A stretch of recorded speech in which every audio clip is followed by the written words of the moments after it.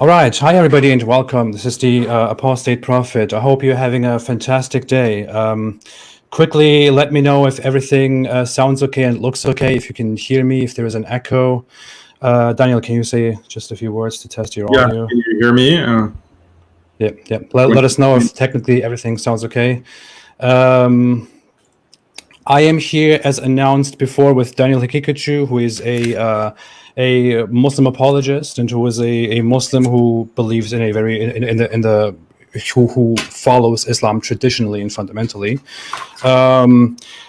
I want to quickly say a few words before I give the word to him, and before we start, I just want to say briefly, this is, although it may appear like it, this is not meant to be a debate. So this is not meant to be a confrontation between, where I want to defeat him or he wants to defeat me, although I don't know about his intentions here. But I don't want to... A debate is not the point. This is more of an inquiry where I want to ask questions to Daniel Haqiqatjou and ask him to justify and defend how he believes in the strict Islamic rulings and laws that he believes in. And I will be, of course, digging into his thoughts and his ideas. We will exchange ideas, try to find out truth, try to find out what is right and what is wrong, what can be justified and cannot be justified. This is really just a pursuit for reason and common sense and truth, and I believe that we have a common goal here.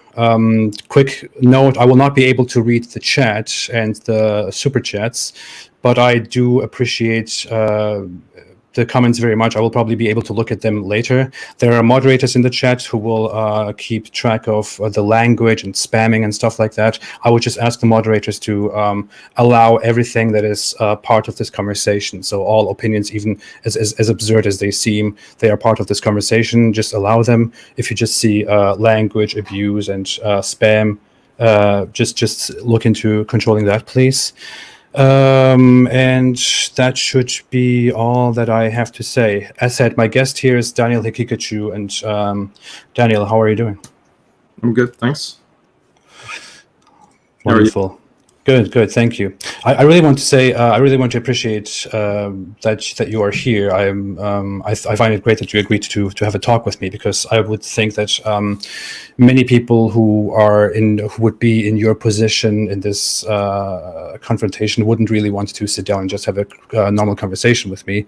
But you have agreed to have a peaceful, normal conversation for this sake of truth. So I really appreciate that you have joined me today. For all those who are curious, do you just want to briefly go into who you are, Daniel Haqiqatjou? Who is Daniel Haqiqatjou? What is your background, and what are you doing? Yeah, so Bismillah, alhamdulillah, salatu ala rasulillah. So I write online. I've been writing, lecturing, teaching online for over 10 years now. And I have a website, muslimskeptic.com. I founded an institute dedicated to growing Muslim faith in Islam, and specifically addressing these kinds of objections that often come up in the modern world against Islam. And so we're going to talk about a lot of these issues today. And the institute's name is Alesna Institute. So my background, was born and raised in the United States. My parents are Iranian, and they're very secular. And I would say that maybe they have similar outlook as you regarding Islam and the rationality of Islam and so forth. So that's my background, a secular background. I always considered myself Muslim, but I would be considered non-practicing. Then I became more practicing in high school due to the influence of friends. And then in college, I really started studying Islam more deeply. So I went to Harvard University. I did a double major in physics and philosophy. Then I went to Tufts University to do a master's in philosophy. And that's where Daniel Dennett, if you know, one of the four horsemen of new atheism, he's a professor there. Interesting, no one in the faculty there likes him. Insider information on Daniel Dennett. But in college, so I started learning more and more about Islam, and my initial understanding of these kinds of cliches about Islam. Islam is a religion of peace. The Prophet Muhammad, peace be upon him, was a feminist. Islam is about tolerance and so forth. All of these things started to come in conflict with what I was learning about Islam, the history of Islam. I was getting more into the prophetic biography, the history of the companions, some of the more advanced texts within Islamic jurisprudence or fiqh.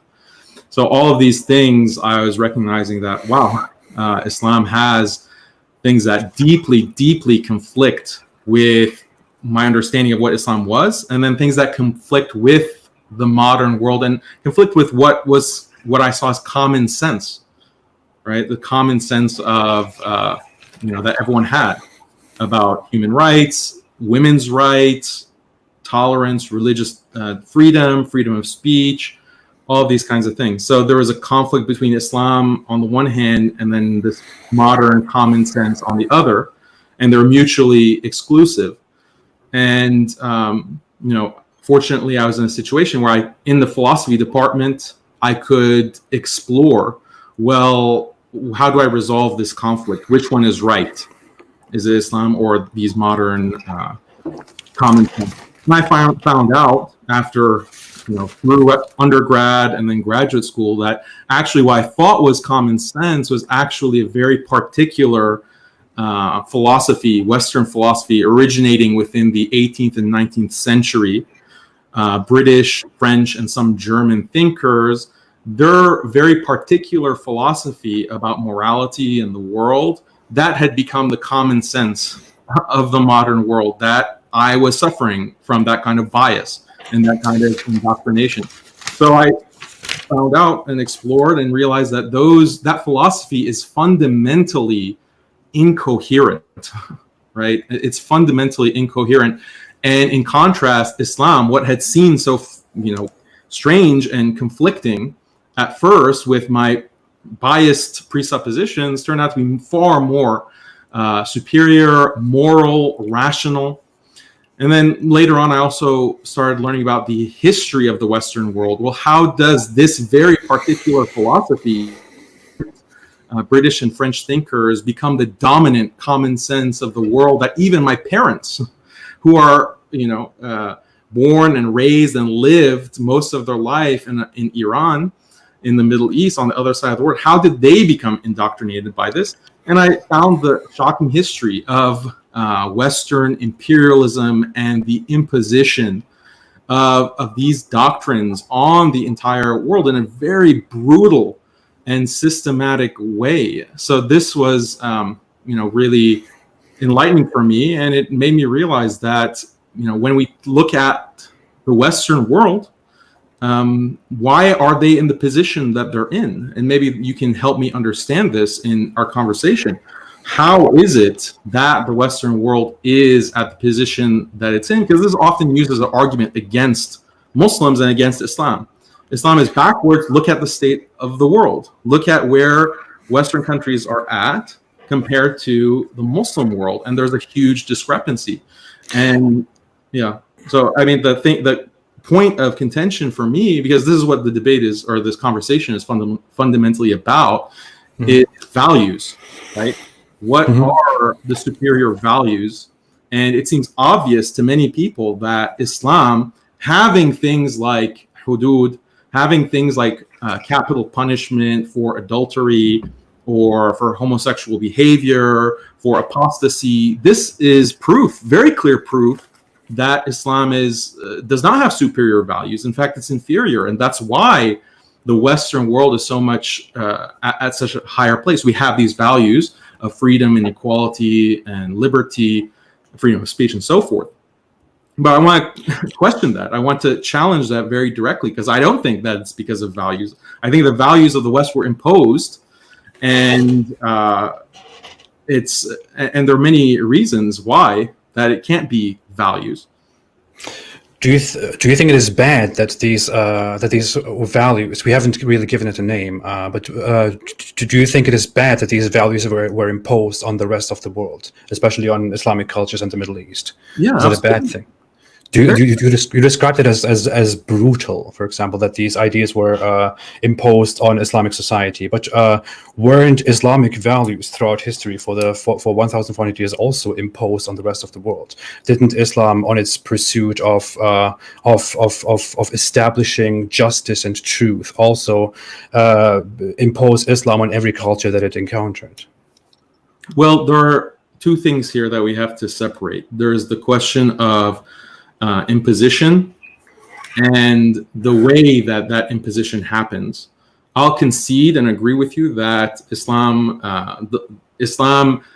is a universalist religion. That it believes, and we maintain that Islam should spread because Islam is good. Islam is the truth. Islam is what can produce human happiness in this life and salvation in the next. So it's universalist in that these values should spread, and sometimes that requires imposition, right? But this kind of imposition is shared. This idea that values should be imposed is shared by the Western tradition. So there's not really a difference there. Human rights are imposed through sanctions. Countries that violate human rights are sanctioned. There's intervention, military intervention that is used to coerce countries to comply with a international human rights security council mandate. But is it quite the same? Because agree on that, right? Do you agree that that's imposition? I don't think it is the same thing, because I think when Western nations, by the way, I want to say I don't agree with imposing our philosophy or our ideas on other cultures. So if we base the entire point on, well, I agree with this imposition, so why don't I agree with that imposition? I would say I don't agree that Islam should be imposed on other cultures, and I also don't agree that liberalism should be imposed on other cultures, especially not through force, not through not directly, not militarily, not by dominating these cultures by force.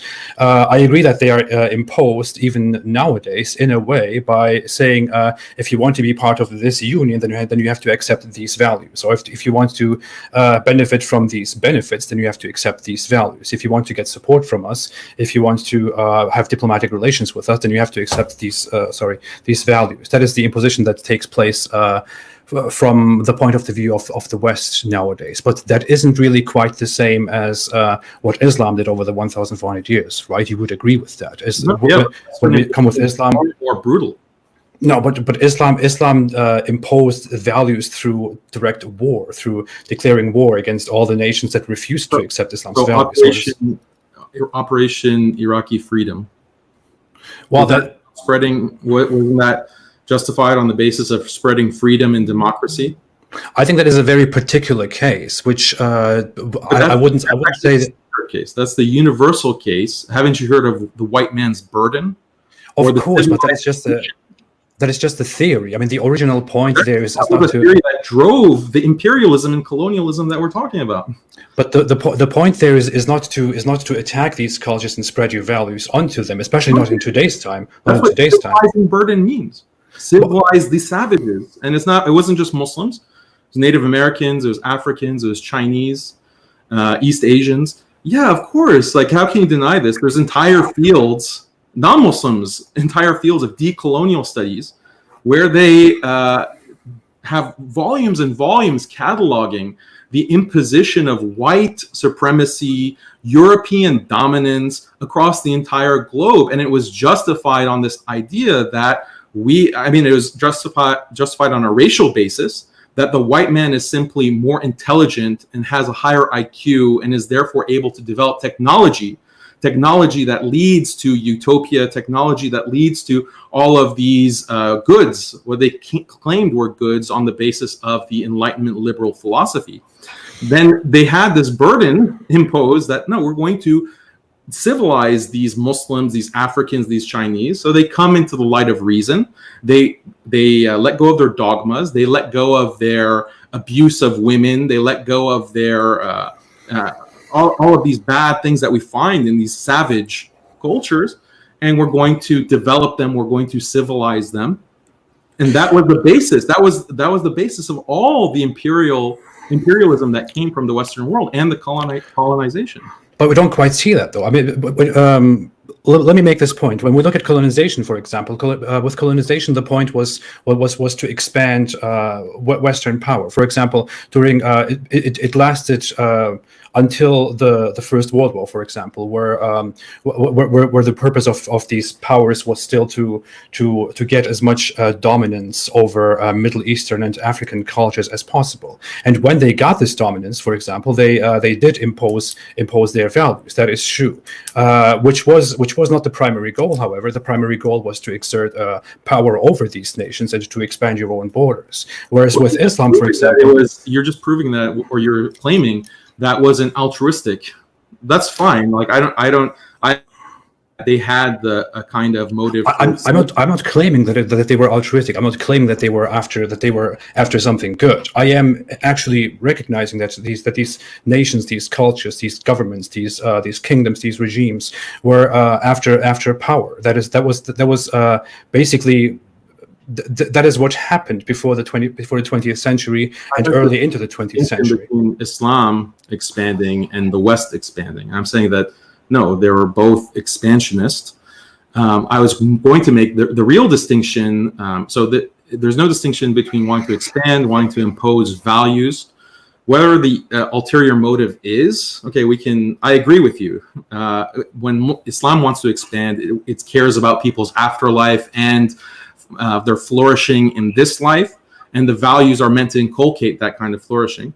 So if you want to say that the West actually doesn't care about freedom and liberty and all of this, fine, I can concede that. No, I do actually think that they care, but the problem that I want to come to is you are, for example, comparing today's liberalism to Islam. I mean, we see in the world that liberalism dominates the world. The West dominates the world. The West has complete power over Middle Eastern nations at the moment, and over many other nations. Yet we don't see that even nations that were controlled by the West, or that are still very much under the influence of the West, that are vastly supported through fundings by the West, that these nations abandon Islamic values and completely turn towards secularism. Even nations that were established by Western powers, like the UK, for example. When you look at Pakistan is still an Islamic republic, for example, which has kept their Islamic values and their Islamic laws. They have never abolished the law that you are. That you are not meant to defame Islam in order to spread your own beliefs. Similarly, with other Middle Eastern cultures, it is still forbidden by law in many of them to do missionary work for Christianity, for example, or to speak against Islam, to publicly apostatize. So these cultures have evidently not adopted liberalism, and liberal nations today are still not enforcing anything on them. In fact, I could blame them. I could blame them for having the United Nations and still working with all those nations without making them accept very basic human rights values, such as the right to choose your own religion, or the right to spread your own religion, or the right to leave your religion, the right to criticize your former religion. These rights don't exist in many cultures today. So how can we possibly say that the West, liberalism, similarly and aggressively spreads their ideas and imposes them on others, as Islam does? Because when we look at Islam, we see that wherever Islam went, Islam relentlessly imposed its own worldview. There's a lot of distinctions here, so I just want to take the time to make them. Respond to your point that there are Muslim countries that are practicing the Sharia. I'd really disagree with that. Yes, there are countries that have remnants of Islamic law, but most of them there's been an imposition of a kind of constitutional democracy, a kind of secularism that has a Muslim flavor to it. Like, you can't say that in a country like Egypt that this is an Islamic state. It's ruled by a secular dictator, and Muslims who advocate for Islamic governance are routinely detained and even murdered and assassinated. So these countries, I'll grant you that the West, in its dominance and imposition across the entire globe, will allow tokenism and will allow Muslims, as long as it doesn't threaten their power. If there are countries that threaten the West's power in any way by even not using the dollar as their currency for international trade, they will be brought into submission. Okay, and this is why it's very hard to dispute this. Like, it's not something that happened years ago. It's ongoing process. It's about power, though, right? It's not about ideology. It's about power. Like I said, we can concede that, but no. The power is through the ideology, and it's through. Look at what's happening throughout the Muslim world. Unfortunately, we find many Muslims who are secularizing, who are leaving their values, and it's because of their entire structure of society has been gutted by a secular system, by the atomization of capitalism, by consumerism, by a global media that is constantly broadcasting a Western secular liberal ideology into everyone's homes, on the internet, on social media, which is highly regulated according to liberal values. Like, I'm worried that this stream is going to be deleted by YouTube for the things that I'm saying. So how can we say that that's not imposition and control and the imposition of ideology? So I wanted to talk more about this, on this difference on the issue of free speech, but we'll get to it when we talk about apostasy. Mm-hmm. But the other distinction with Islam spreading, so one of the big differences is that because of the historical time period, Muslims never had weapons of mass destruction. We never had chemical weapons. We never had bombs. So the spread of Islam was not bloody in the same way that modern warfare and modern expansionism has been bloody, and that's a big difference. The other thing is that Islam's expansion wasn't due to necessity, though, right? out of the conditions that genocide is by necessity. No, I mean they weren't as bloody as 20th century expansions, because Islam didn't have access to these weapons of mass destruction, because Islam basically failed before these weapons came into existence. I mean, I don't know how that's a positive for the West. So then, when it comes to genocide, the expansion of Islam also wasn't racial.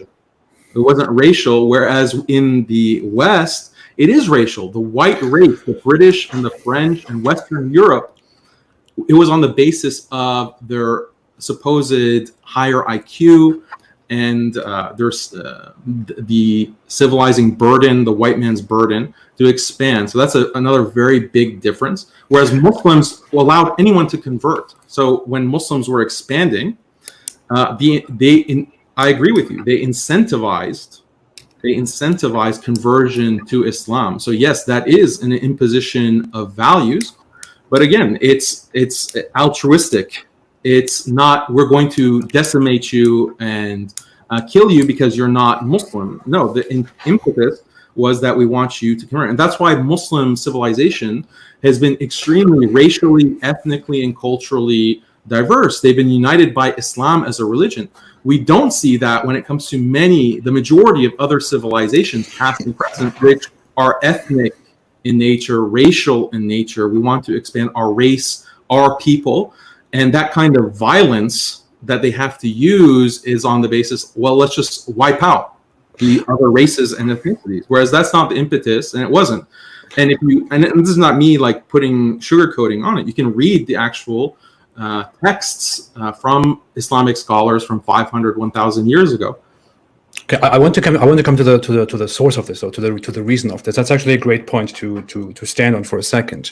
I know we are far off where we are supposed to be in our discussion right now. But actually, the distinction between Western nations and nation states and Islam as which puts more emphasis on religion. I think this is the distinction is very clear.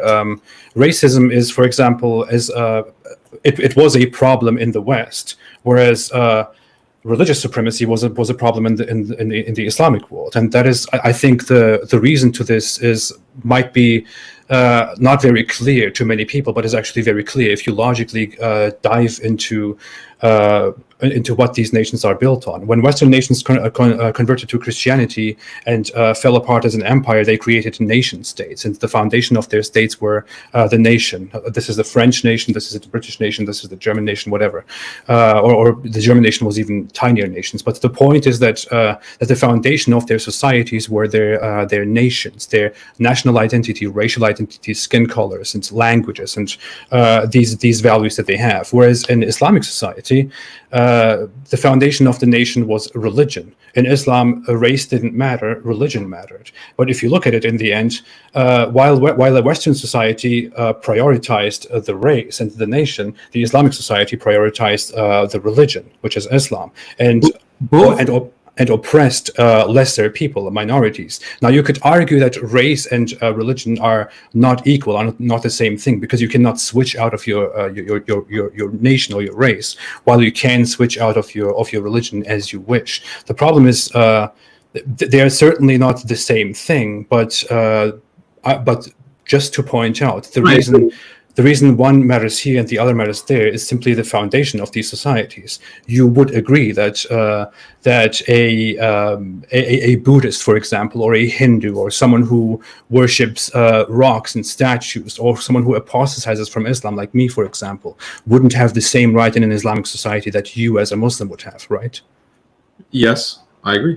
You would agree with that. So in an ideal Islamic society, you would be the ideal person. It would be a supremacy of you as a Muslim. Whereas I, as someone who has left Islam, wouldn't even have the right to enjoy those same equal rights, because under Islamic law, I wouldn't any longer be part of the ideal identity of society, which is religion, as opposed to race in Western states. And as a result, I would be executed under an Islamic state. That's true, right? No, yes, we're going to get to that, but you're conflating two things here. You're making it seem like Islam has this, let's call it like value supremacy. It believes that its value is supreme. Yeah, but I'm saying that that's exactly the same as any other culture, any other universalist system of values and beliefs is true of liberalism, past and present. Liberals are universalists. They believe their values are superior to the values of religion, to Islam. They're also supremacists, and wouldn't you agree with that? Sorry, there was just a thing here. You think that liberal values are superior to religion, or let's say Confucianism or traditional 18th century Buddhism? So you're a value supremacist as well. No, I would say I look at it from a utilitarian perspective. I don't consider that there is some divine or natural truth within these values, which is why one is superior to the other. I would say that liberalism is simply better. Incidental. No, I would say that liberalism is better because it provides. It corrects things as they should be corrected, because the basis of its morality doesn't depend on what some divine source or what some book or what some person 500 or 1,000 years ago told us, but rather what we, for example, scientifically find or through thought find. For example, the idea behind liberalism is that we should emphasize equality before the law and human freedom, because if we leave progress to religions which or to traditionalism which restrict society, then we will always find ourselves in revolutions, because as much as governments and traditions restrict society, those people who want to move on and who don't agree with this supreme system will eventually explode and destroy the system, which is why in liberalism we should allow everyone to be equal and to be free and slowly move on. Right. So you're just giving a story of why liberalism is supreme or superior in terms of its values. You have justification for that. Of course. That's fine. Well, let me finish. You have that story that you're giving, and I can provide a story for why Islam is superior and why these liberal values are incoherent, because that's what I claimed at the beginning of our discussion.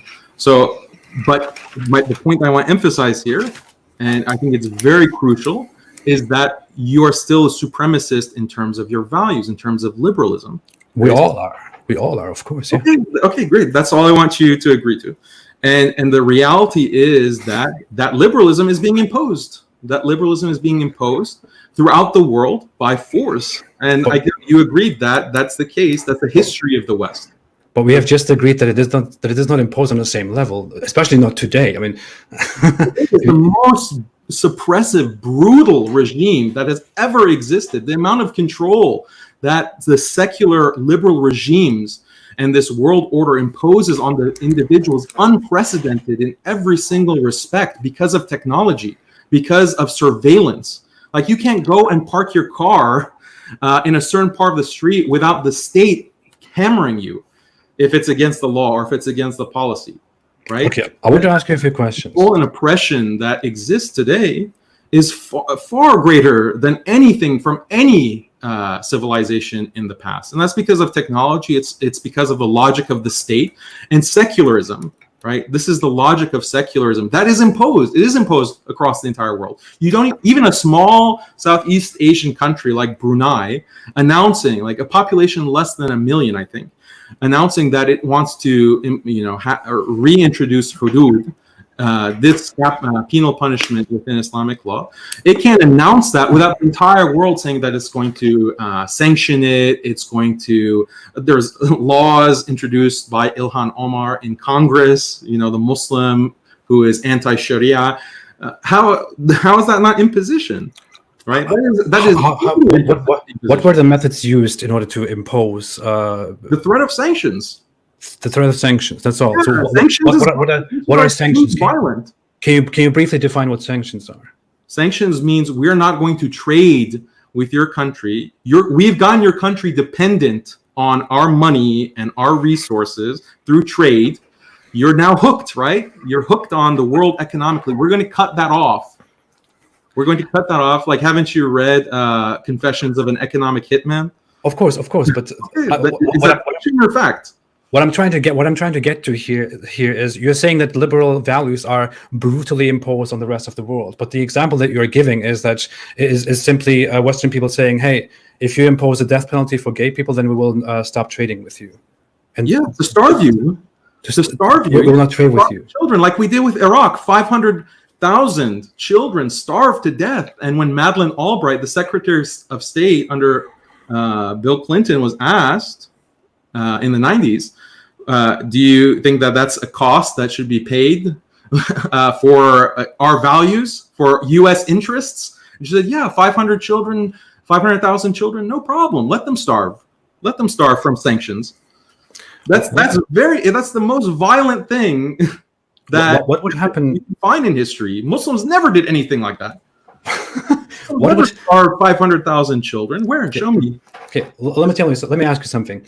Let's imagine a historical Islamic empire, which, as we have almost always had throughout the 1,400 years of Islam. The Islamic empire stands here and is ruled by the Islamic Caliphate, which imposes the Islamic truth, the supremacy of Islam, onto everything it dominates and onto everything that it can possibly dominate, and it's always at war. As Islamic scholars have agreed throughout history, an Islamic empire should strive through spreading Islam through contract or through war, if contract doesn't work. So let's imagine this scenario: an Islamic empire exists. Next to it, a tiny country says, "Hey, we accepted Islam before, but we don't really want to abide by that right now anymore. So forget about Islam. From now on, we will open gay clubs here. People will dance around. Will be gay. Will be naked, and this will all be approved by us in the name of tolerance and whatever. And you should just keep out of that." What would the Islamic Empire do in that position as a reaction? It would invade. It would invade, and I had conceded that at the beginning. I said that there's a good reason for the benefit of those people. They would Islam would come and impose Islamic law. Yeah, of course, I conceded that. Just like the liberal supremacist will say that, oh, this country is not allowing gay sex and gay clubs, and this country is not there's marriages, like they practice polygamy, they practice their women have to cover in this particular way, their women aren't allowed to do X, Y, and Z.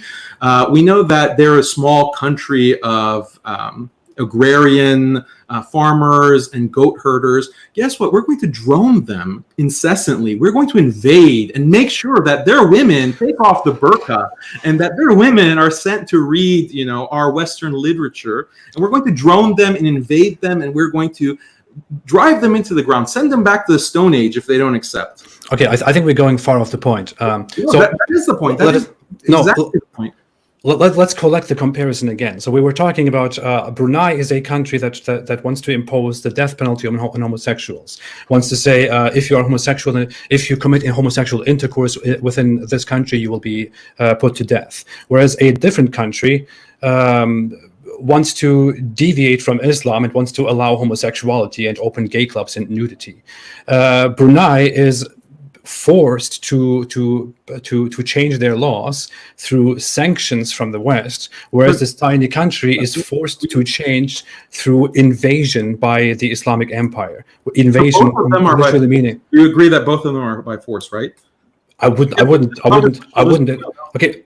Let me go through this. I wouldn't at all describe the one compared to the other one, especially as force. I would remotely say. I would only say. I don't know if the word compelled, although it is a synonym, doesn't carry the same weight. I would rather use that. It is not force, as in an Islamic empire invading that country. How do you think you described? You described forcing through sanctions as more brutal than forcing through invasion. How do you justify that? So the invasion, okay, you're imagining, okay, don't imagine Western invasion, right? Because, of course, that's extremely brutal and bloody and millions will die. That's not how Islamic offensive jihad was actually fought. It was because that's not the nature of pre-modern warfare. I mean, that's just a historical fact. Like you have the battle happens in an area, territory, and then there's a winning army and a losing army, and then the losing army is enslaved or whatever the penalty. Yeah, we'll talk about it. What happens to the losers in modern warfare by the West? What happens to them? Well, they're enslaved. They're in a crater. They're dust. You can't even see their remains. So okay. Save the laughing. But look, no, I want to get to the original point. We're deviating from the point. No, I want you to finish. Let me finish. Fine. Okay. You want to say that? Okay, fine. There can be many ways to coerce. That Islamic example, like the Islamic empire, and then the small gay country. The empire can also impose sanctions. That's fine. But the point is that there is coercion. Coercion means force, and whether that is through market manipulation, if it's through diplomatic manipulation, if it's through actual physical force, okay, those are all coercion. So that's not really the difference between the two scenarios. The difference is in the value, right? The value of is homosexual practice something that's good for society or something that's bad? Right? In the same way that the liberal supremacist makes the judgment that women wearing a burqa or getting married at a younger age than 18 is something that is wrong and has to be stamped out and wiped out across the world, and we're going to use force in order to do that. Right? Are you saying that the severity? And I have to justify that, right? Because you're speaking with a lot of your listeners. It'll seem very obvious that what's wrong? There's nothing wrong with homosexual behavior. So, of course, Daniel looks like a monster and Islam looks completely irrational because it wants to impose something that is barbaric and contrary to what is common sense, right? So I have to. We'll come to that. We'll come to that. But that's all I want to establish is that they're both coercive. They both implement force. And the difference, so at that conceptual level, they're the same. I would argue further, however, and you can feel free to disagree, but the modern methods and the European imperial methods involve genocide, were based on racial supremacy, and were far more barbaric because of technology and also because of conceptually or in terms of if you're a materialist, 1,000 people dying, 500,000 people dying, okay, who cares? Whereas a Muslim is thinking these are souls and we want them to become Muslim. We want them to become Muslim, right? I think that's a big misrepresentation of materialism. I think that's a big misrepresentation of materialism, or what someone who lacks belief would actually think about human life. But I want to do just two very brief things. The entire point of that comparison was just I want to ask you why you would think that that imposing sanctions, as in we will not trade with you, like we, the West, will not trade with you any longer if you impose these laws, why that is more brutal than invading a country and forcibly changing the law of the country. How is that? How do you define? If you just can briefly explain it, how do you define that as more brutal? More or less. I didn't say they're more. You said it's more brutal. No. I said as a whole, like just because of the scale of it. Like you're switching between a historical comparison versus a conceptual comparison. Nothing that Muslims have done historically is as brutal as the mass killing that has occurred by the hands of the West, and that's because of technology, right? But we are now not comparing concepts, but rather just right. That was the historical comparison, but you're sliding in back and forth between them. Conceptually, I agree with you that all else being equal, ceteris paribus, all things being equal, the sanctions are going to be potentially less violent. It depends on the nature of it, but they're both coercive. That was the point. Okay, so we have to come to the point that they are both in a way forced. So they're both in a way meant to force. 500,000 children, Iraqi children, starving to death. I know. I got it. So we have to come to the point that they're both in a way forced, but we have to agree that they are, as a concept, invading versus imposing sanctions are not brutal on the same level. Just throughout history, it varied. Okay, sure. Invasion, of course, they're not the same. Okay, I want to. We spent a lot of time on this. We actually wanted to talk about the whole topic of my video, and you came here because you watched my video that I made about you. I asked you if you would like to have a conversation with me, or I hinted that I would like to host you and let you present your ideas by yourself without me possibly taking them out of context. So here you are, and the topic of the video was that you defend the strict Islamic laws, such as the hudud laws, which are laws that are prescribed by Islam directly, such as the killing of people who commit homosexual interactions or intercourse, killing of adulterers, the lashing of fornicators and otherwise sexual deviants, punishment of apostasy, punishment of blasphemy. These were things that we wanted to talk about. I would like to, before we go into the discussion, let you explain. Do you believe in these things as I have represented them? What is the summary of your political beliefs of Islam on society when it comes to morals, like sexual deviance or LGBT or apostasy or blasphemy, for example? No, well, obviously I believe in those things, and I believe that the politics and the governance of a society is based on the basis of Islam and Islamic as traditionally understood for 1400 years. So according to your Islamic beliefs, which are based on the fundamental laws of Islam, what should happen in an ideal Islamic system? What should happen to someone who commits homosexual intercourse? So when it comes to all the hudud, they're procedural, they're based on witness testimony, they're based on a court, just like any crime that we find in Western governance and jurisprudence. And then if someone is convicted for doing the homosexual act, male to male, that's important because there's a distinction between whether it's females or males doing it. So male to another male, then both of them convicted, the penalty is capital punishment in Islamic law. Okay, so males who commit homosexual intercourse and where it is proven or where they admit, they should be sentenced to death. That is the summary of that. What about adultery? People who are caught, who are married and who are caught having sex with someone that they are not married to. What is supposed to happen to them under Islamic law? The same thing. It's procedural. There's a certain bar for evidence. So it's a high bar for evidence, just like any capital crime, but it's capital punishment for a married individual who is engaged in extramarital sexual relations. It's a high bar for evidence, and anyone who has read about this topic knows about 4 upright male witnesses having to see the penetrative act.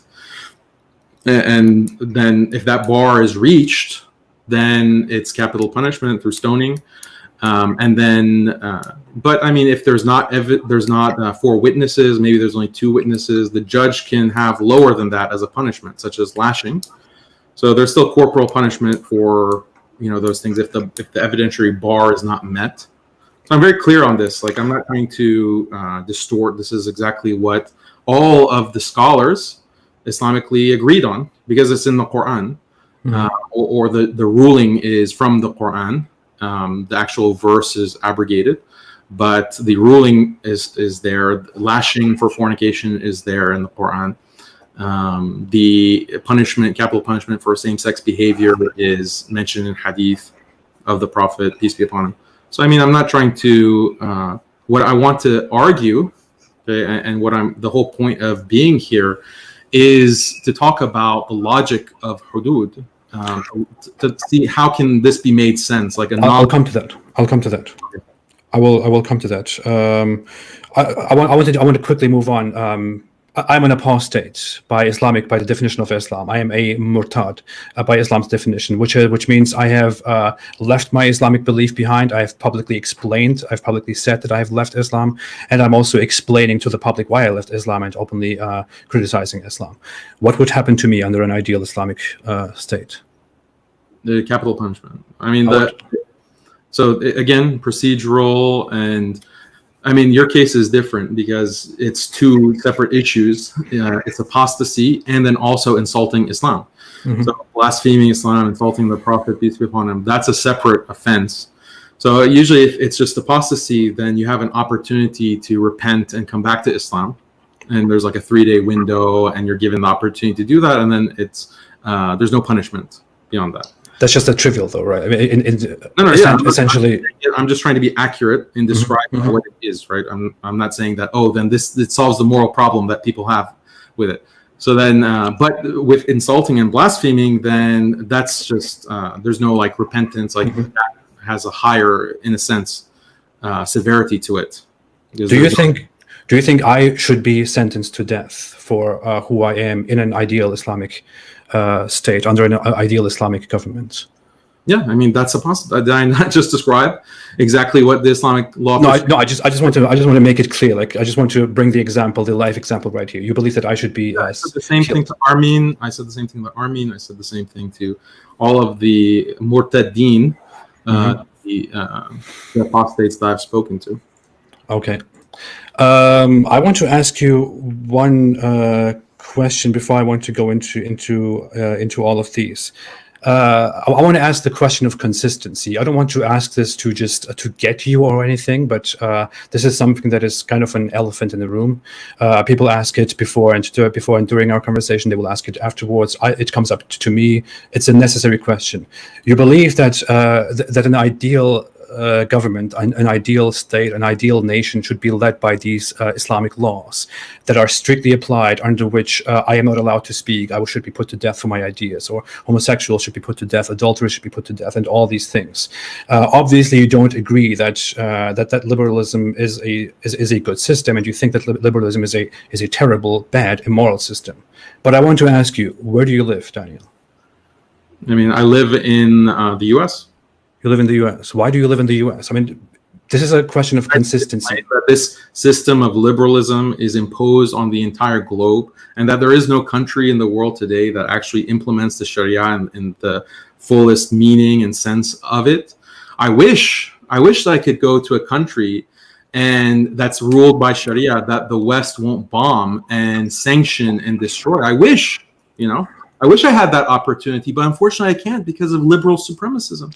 But that just seems like a way out of the whole thought, because wouldn't it be more honest and more consistent with yourself, especially also to prove to others that you are trying to spread your ideas too, that wouldn't it be much better for you to be consistent with your worldview, to move to a country, for example, that is, although it is not perfect, although it is not ideal, that is ruled by Islam?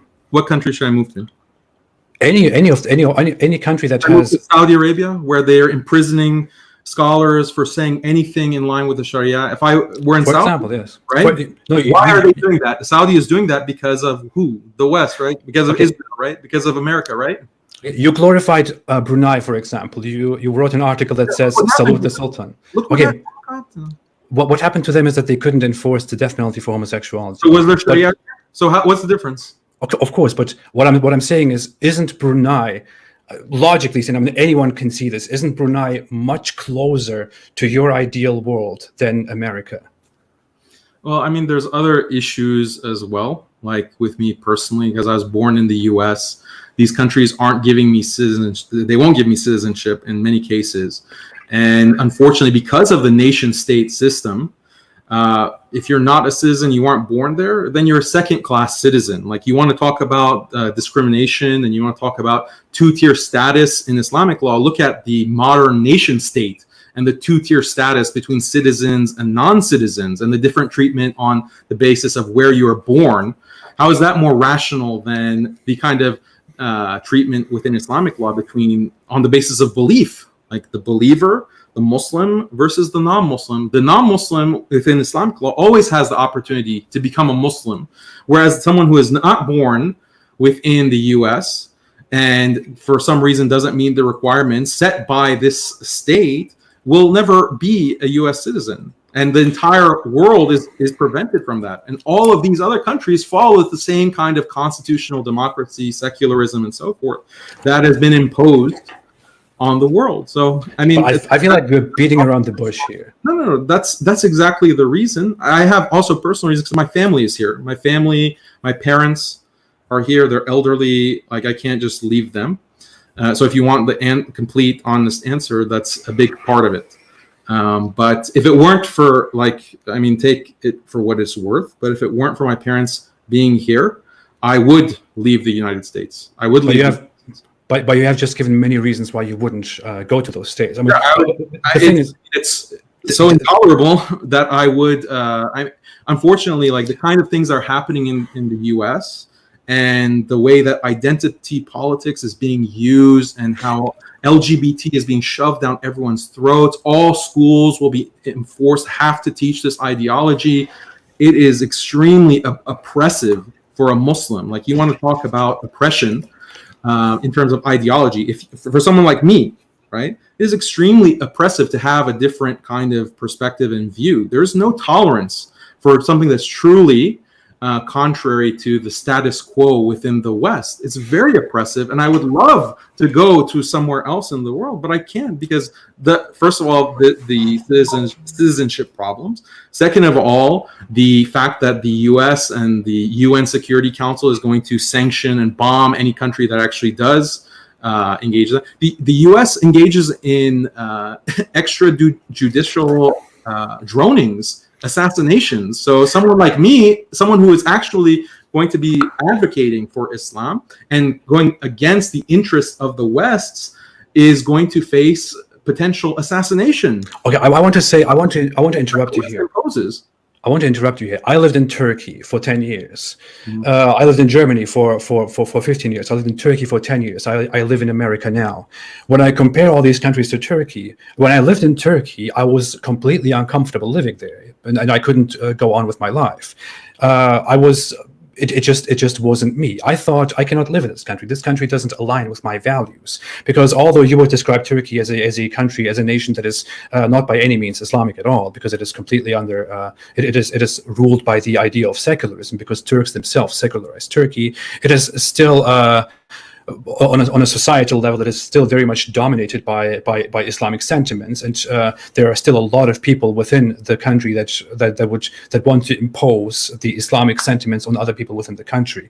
I can assure you that there are many people in Turkey that share the exact same ideas that you share, that advocate for these systems. And if we go further from Turkey to other places, to other Middle Eastern nations or other Muslim nations, there are people who advocate for much more than than that, who say much more than you say, and they live quite comfortably in countries like Egypt or Saudi Arabia or Qatar or even other countries. What are you talking about?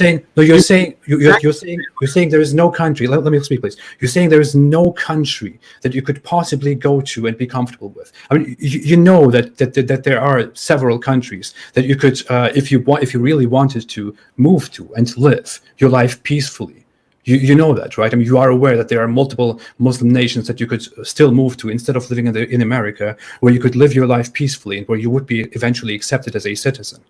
I mean, you're changing the goalpost, because at first you're saying I'm not, because you're Sharia that has Islamic law, and I said no. I'm saying those countries are closer. By comfortable, is it comfortable to live in any of these countries? I'm not saying comfortable in the sense of freedom. I'm saying comfortable in the sense of what is closer to your ideal world. Because when you look at many Muslim countries, they are definitely closer to your ideal Islamic system and Islamic world than America is. America is the opposite of that. If you really wanted to, there are many countries that you could really move to. You know that. I mean, we both know that. There is no denying. I conceded that there are countries, like I'll concede that, because how can I argue that, let's say Qatar is not more welcoming to Islamic ideals than the US or Germany? I can concede that point. But the point that I was making is that, well, I personally have concerns. Like you're arguing in bad faith, essentially. You're saying that I don't really believe in my values. I'm just enjoying to live in America because I'm a secret hypocrite. But I'm telling you that that's not the case. Like, I have family here. I was born here. I have citizenship here. And if I didn't have my parents here, I would actually leave the U.S. and try to find somewhere possible. I mean, I won't be free from the clutches and the octopus tentacles of the Western hegemony and the liberal hegemony, unfortunately. But I mean, your point that there are places that for now are closer to the Islamic ideal, I can concede that. Okay, but I want to come to one thing that you said, because I think it's very, very interesting. Of course, I'm arguing from a point where I think you are not being consistent with your views. There is no denying to that. But I really want to understand how you can justify that, how you can explain that. And to the point I want to come to is, for example, you said that America is of course terrible because there are so many things going on: identity politics, homosexuality is forced into your families or your education and all that. And that is how terrible the modern world really is. But how can you describe that as terrible when all that happens is that you go to a school where they teach that homosexuality is okay, whereas you are advocating for a system where if I lived in such a country, I would be sentenced to death simply because I don't believe in my religion anymore? How can you describe that as brutal? We're going to, because that's the whole meat of the conversation, right? Okay, sure. Let's come to that. The nature of the modern world is so oppressive, and the amount of harm that's caused by liberalism and the atomization of society, the atomization that we are all individuals and we're governed by this Leviathan state that imposes laws on each of us in the nation state model. This is extremely detrimental to human life and the quality of life. And this is really what I want to talk about, because Islamic law is something that is inculcating the opposite of this. And then you are not defining oppression by how we objectively would define oppression, as in forcing people to live a certain way, or you don't define oppression by that. You rather define oppression by the end values that are pushed. You would say that a system which says that homosexuality is normal is essentially more oppressive than a country which imposes the death penalty on apostasy, for example. I have to justify that. I haven't gotten to that yet. Right. So, but that's a crucial part of what you define as oppressive. But define what oppression means. Like, okay, you define oppression the Islamic way. I kind of get there right now. I'm going to speak in a way so that this is the whole thesis, right? I want to justify hudud in Islamic law and claim that they're at minimum they're rationally defensible, in the sense that even a non-Muslim can agree in this wisdom, in the wisdom of Islamic law, a non-Muslim, right? So I have to give you reasons, right, that you as a non-Muslim can understand and agree with. I can make a compelling argument. Okay. Good in Islamic law. That's the whole point of this. I know. I just want to put those things out there before we get into it. We can now come to the logic of these laws, for example, of the death penalty for homosexuality, adultery, apostasy, blasphemy, etc. How do you think it is justified that we should? You think that Islamic law should be imposed on all the world and on all humanity? How do you justify that? Let's start with homosexuality, because that's the first thing that we talked about. That people who commit homosexual intercourse should be sentenced to death. What is your justification for that? All right, so let me build out the case. Sure. Go ahead. We'll go logically. I think if we just start with sexuality in general, like adultery, then we'll get to homosexuality and then apostasy. So the first distinction that we have to make is this distinction between bottom-up social order versus top-down social order. Bottom-up versus top-down. So in the modern world, we're living with top-down social order, the nation state. There are laws that are imposed and are enforced by a muscular surveillance state, technocratic, bureaucratic surveillance state. This is top-down. Everyone's accountable to the law that is imposed and enforced from the government, centralized government authority.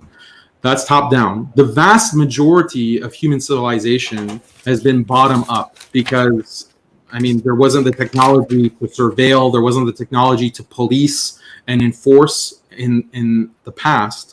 So then how did you have social order in the past? How did most of the world organize itself?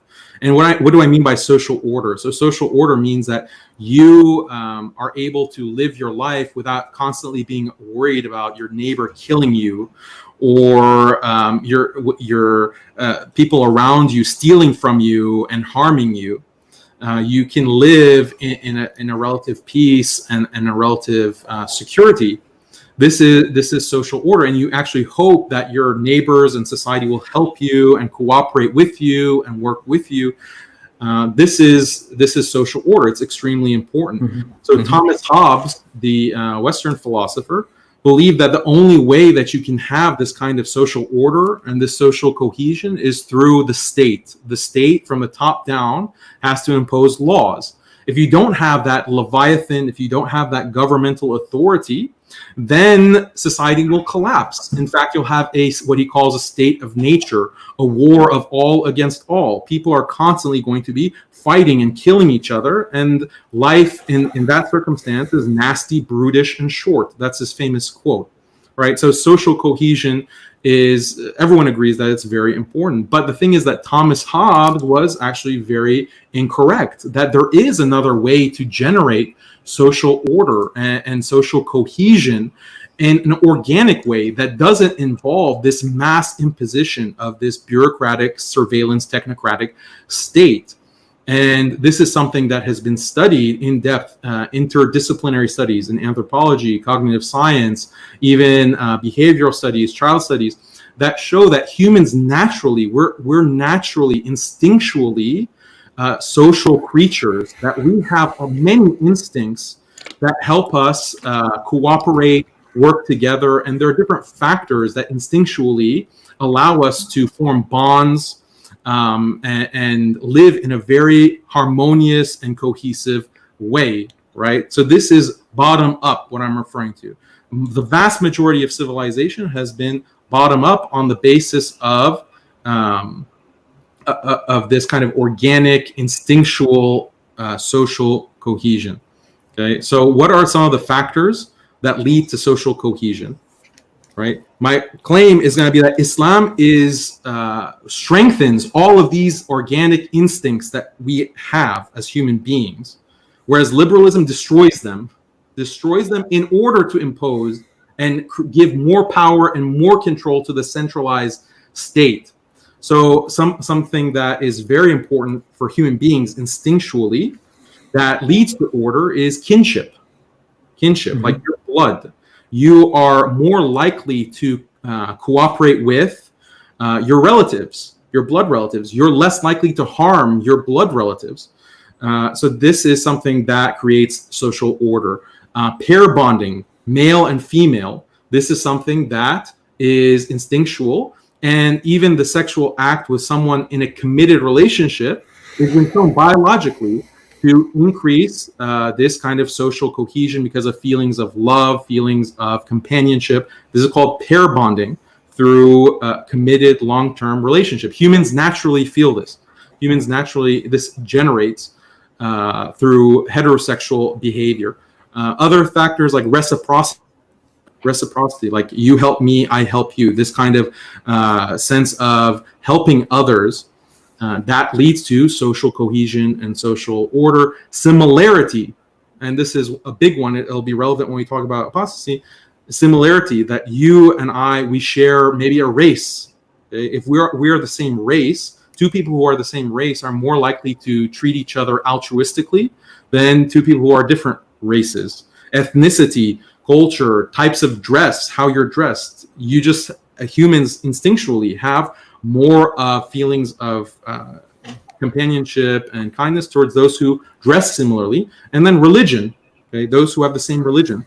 So all of these things, these factors, kinship, reciprocity, similarity, and other factors, these are instinctual. First of all human beings have these instincts, and they organically create order and cohesion. So without the presence of a state that is regulating each atom of an individual at every single moment of time, as happens now with the modern nation states, you can still have a highly ordered society. In fact, not only more ordered, but human beings who are happier, who are more fulfilled. Why? Because this is their instinct. This is the instinct that they're living through and actualizing with happy, stable families. Right? Studies, and Jonathan Haidt, the psychologist, he's a famous psychologist, has written many books, some of them bestsellers. He writes about this happiness hypothesis, that the number one determinant of what makes a person happy is their being a part of a stable, committed family. Right? This is significant. This is significant because this is something that Islam is advocating, whereas other ideologies, such as liberalism, will say something else. Like, no, your personal autonomy and your personal ability to choose, that is what will lead to happiness, to have the freedom to decide as what you want. The thing about family, like a stable family, it leads you to happiness, but it also imposes many duties on you and many responsibilities, and you have to sacrifice. And this is contrary to a kind of liberal mindset. And that's why many people who come from Muslim backgrounds, like children their parents are more traditional Muslim, their children are indoctrinated into liberalism, and they rebel and they leave their parents and their families because they're too controlling, or they're imposing. They want me to sacrifice. No, I just want to follow my dreams and I want to live my life. These are the kinds of sentiments and mindset. All right, I'll continue. The thing is, you're basically describing what makes humans essentially happy. But the thing is, it is very lengthy, but it doesn't exactly support how we should support Islam due to that. I mean, I think these are very basic ideas that we can talk about forever. I know. I see. I would like to get to how. I mean, everybody knows that, for example, even if some people may disagree, it is known that in psychology, for example, we learn the same thing, that married couples are happier than single people, or that married couples are happier than divorced people, or stuff like this. And these are established facts. Or that people look for social interaction and social support. These are established facts. That we look for similarity. That we choose those who look like us. These are established facts. Funnily enough, these are also this is also information that people use to explain evolution and the theory of evolution, for example. So it is very hard to come to Islam from this. It just seems like this is but there's objectives. No, it's not inconclusive, because Islam prescribes a system of life that's perfectly in accordance with those kinds of instincts, and those, what you just said is a proven fact, is a proven fact, is a proven fact. Is it more conducive to family?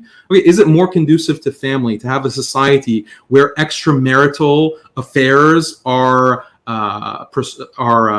sanctioned and are punished? Is that more conducive to family, or a society where, no, you can just do whatever you want with anyone you want at any time? You can have adulterous affairs. Which one's more conducive to family? A stable family?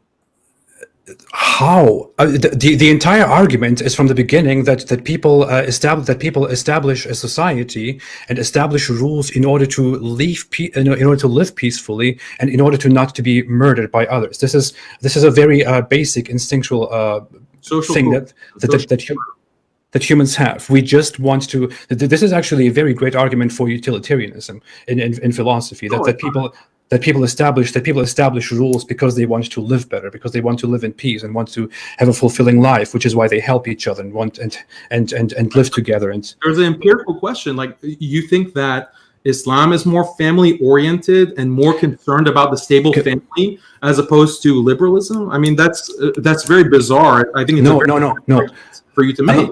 I'm not arguing that at all. But what I want to get to is that the idea of liberalism, as we said in the beginning, you have I believe you have studied philosophy, at least to some extent. But the idea of liberalism is that throughout history we have seen, especially in the times of the recent philosophers of the last centuries, we have seen that humans have tried to control society through very strict means, and have tried to impose the perfect way of life onto people, and have punished deviance such as sexual deviance or otherwise deviance like free speech.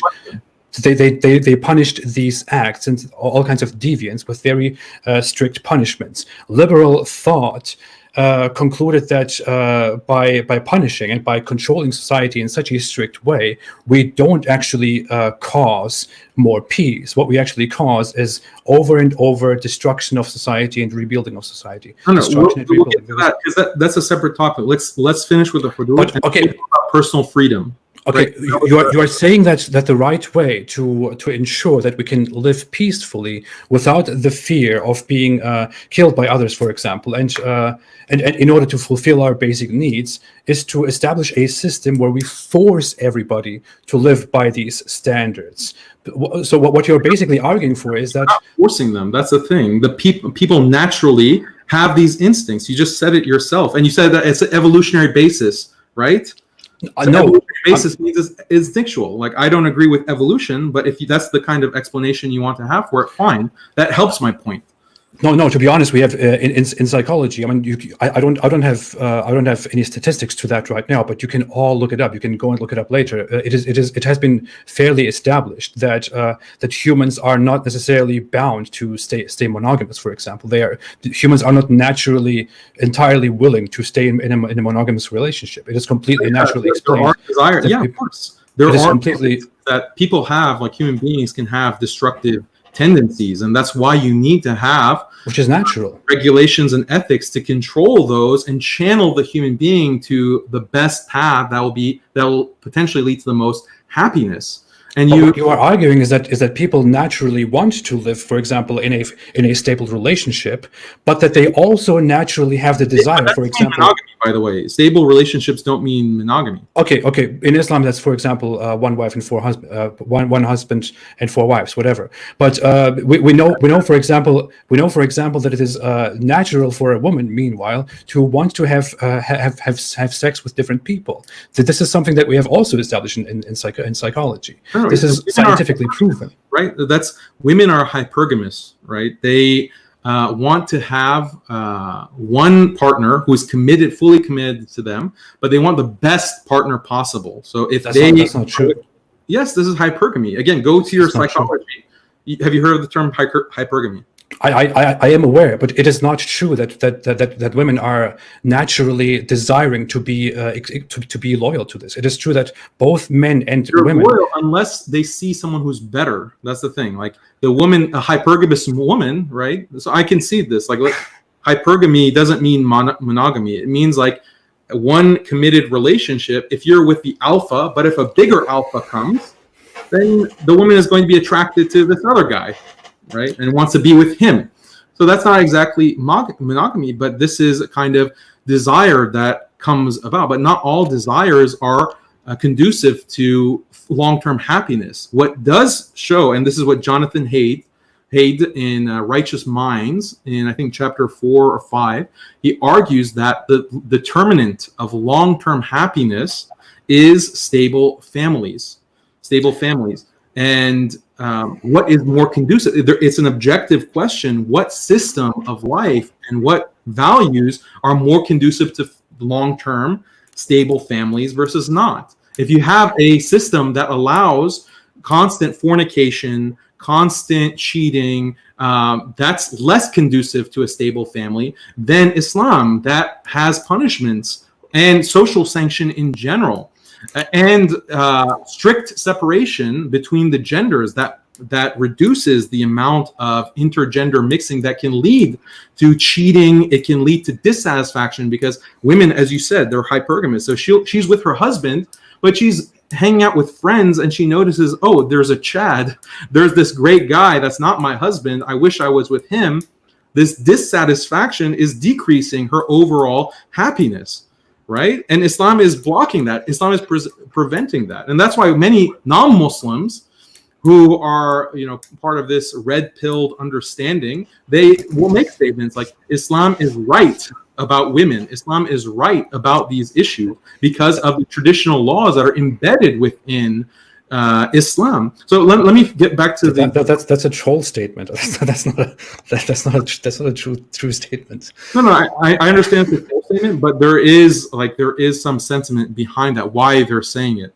And so this stable families, given, look, I'm just presenting that there is a rational case. I can give rational justification. That's a non-Muslim.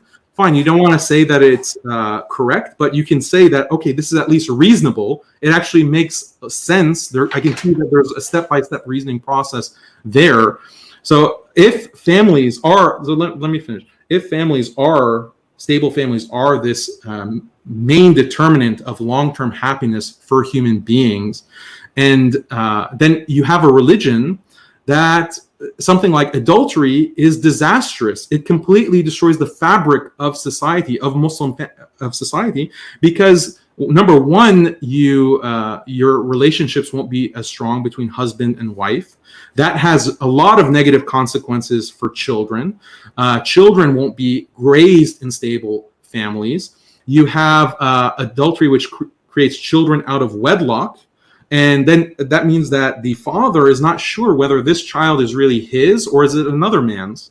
And so that kind of kinship bond is lost because adultery is so widespread within society, right? So when we look at the statistics within the West, what has single motherhood actually created statistically in terms of suffering? Children who are raised by single mothers are far more likely to do drugs, to fall into crime and all kinds of antisocial behavior. Those children are far more likely to drop out of school. They're far more likely to have mental health problems. They're far more likely. So many of these statistics, like look at these lone shooters, these mass shootings that happen at schools. Over 90% of mass shooters are being raised in single parent households. So there's a massive cost. There's a massive social dysfunction that's created by single motherhood, and Islam is blocking very. That is untrue. Wow. Yes, it is. That is untrue. You're basically arguing. You're basically arguing that people committed these crimes that we find unacceptable and shocking just because of deviances of. Because I say it's a big correlative factor. No, you are arguing that society becomes unstable and that society must become more stable, and in order to become more stable, we should apply these Islamic laws. For example, we should if there is adultery or fornication going on, then crimes from offspring will increase, which is why we should prevent the original cause of that by restricting adultery and punishing it with death. That is your original argument. No, that is ridiculous. Social cohesion, cohesion, which prevents the state of nature that causes so much destruction, is based on things like kinship bonds. And the Islamic scholars, if you read the books of Islamic scholarship, they explicitly mention this. They say preservation of nasab, preservation of lineage. It is so valuable and important for a child to know who his father is, to be with his father and mother, and be raised in a stable family. That has so much impact. Daniel, I want to say something. Life, right? Let me make this point because it's crucial. This is something we're not getting anywhere because look at the chat, man. We are getting somewhere. We're not getting anywhere. I'm giving you the justification that you asked for, right? No. I want to ask you a question. Consequences from single motherhood, from adultery, from fornication. It's a blight on society, and every civilization recognized this. By the way, it's only when liberalism came onto the picture within the 17th, 18th, and 19th century that these intuitions completely flew out the window. Family is so important, and when you have fornication and adultery, it rips the fabric of society and causes mass chaos, and that's what we're suffering from. The only reason that you're not really feeling the damage and the harm that's caused by adultery is because you have this atomized state that imposes and controls people. We are greatly misrepresenting data. Look at what's happening, right? Because of Black Lives Matter. I'm sorry, you're talking forever. I have to interrupt you. You are misrepresenting data. You are misrepresenting very clear data. We have to state a fact. What did I misrepresent? You are presenting it as if Western nations or nations that deviate from certain things that you consider essential to human happiness, that these fall into chaos, and that in these nations, in these countries, we have numerous examples of shockingly vile acts and chaos and whatnot. But when we look at the actual data, I mean, I could bring forth a map from about crime rates, for example. We see that number one, a very big misconception that people have is that killing and chaos and crime has risen over time. That is entirely untrue. Crime has declined consistently over the last decades, and you and I can both agree that the United States. We're not talking about decades here. We're talking about centuries. Centuries too. The modern period has been around. When we look at the world, we see that those nations that you were to describe as very perverted and as very deviant and unhealthy have extremely low crime rates. Japan is a country that does not at all agree with your definition of morality. Japan is a modern state. The lack of crime. Okay. I want to say that there's lack of crime. I dispute that. I don't know what Europe. Look at Germany. Look at Sweden. These are cultures that are as liberal as you could possibly get in our time. I lived in Germany myself. People don't care about religion. People don't care about tradition. People just want to be individualists. They want to live their lives. They want to go on. People are in all kinds of relationships. Everything is free. People are living their lives. Iceland, similar. These countries have extremely low crime rates. In fact, and this is something that I want to get to. Suicide rate. Now, let me finish. In fact, I want to get to this. In Germany, for example, or in Sweden, or in Iceland, or in similar cultures that are so much liberal to their core, people are very much in peace. These are the countries with the highest quality of life, the highest freedom, the highest happiness, the lowest crime rates. And what we see here, in fact, is, I don't want to point this out because I don't want to get there, but we have to make this comparison. We have a flood, a wave of immigration within the last decades from Muslim countries. What we are seeing in these cultures now is that people who are descendants or who are children of immigrant families who come from Muslim culture and from Muslim families and Muslim cultures that are very much religious, much closer to the Islamic sense of morality than the Western sense of morality, happen to be also the ones who are disproportionately representative in homicides, in crimes, in other crimes, in burglary, in rape, in gang rape. These are things that suddenly come to the surface and are becoming problems with the high flow of immigration from Muslim cultures into Western free society. I know exactly why, because I lived in a Muslim culture, unlike you. Here's the reason why. I've been to Muslim world, by the way. Let me go on with this. I let you speak forever. Let me go on with this. Right. I even have to speak loudly. I don't want to speak loudly. I have to speak loudly because I'm afraid you're going to interrupt me again. Go ahead. I'll respond to your point. I lived in Muslim countries. I lived in Muslim cultures. We all know what Muslim cultures look like. And you can say that I'm just making an assertion without proving it. I will not be able to prove it, maybe. I don't know. But people who are familiar with Muslim culture know exactly that in Muslim culture, males, men, are extremely intolerant when it comes to tolerating very basic sexual needs. For example, in a society like Germany, we treat men and women in a completely normal context. We are friends. We hang out. We have equal rights. No one even talks about rights because we are just equal people, and we go and live life together. We are colleagues. We work together. We give each other a hand and all that. Whereas in a society like in Muslim societies, for example, or in societies or in people that come from these societies into these Western nations, we see that younger people who have been indoctrinated from the very beginning with the idea that they should not look at a woman, that a woman is unlookable, that you should not communicate with women. These people become extremely impatient, extremely aggressive, extremely dangerous when it comes to sexuality. These people resort to things like talking about sex with animals, for example, which is a commonly known, very common talk in Muslim culture, where you can talk about having sex with a donkey, or having sex with a camel, or having sex with a cow, for example. People become extremely intolerant to seeing the female skin, for example, where in Germany, or even in countries like Serbia, which are far from Western liberalism, you see that men and women walk among each other and tolerate each other and look at each other and shake hands and are fine, and the crime rates are low.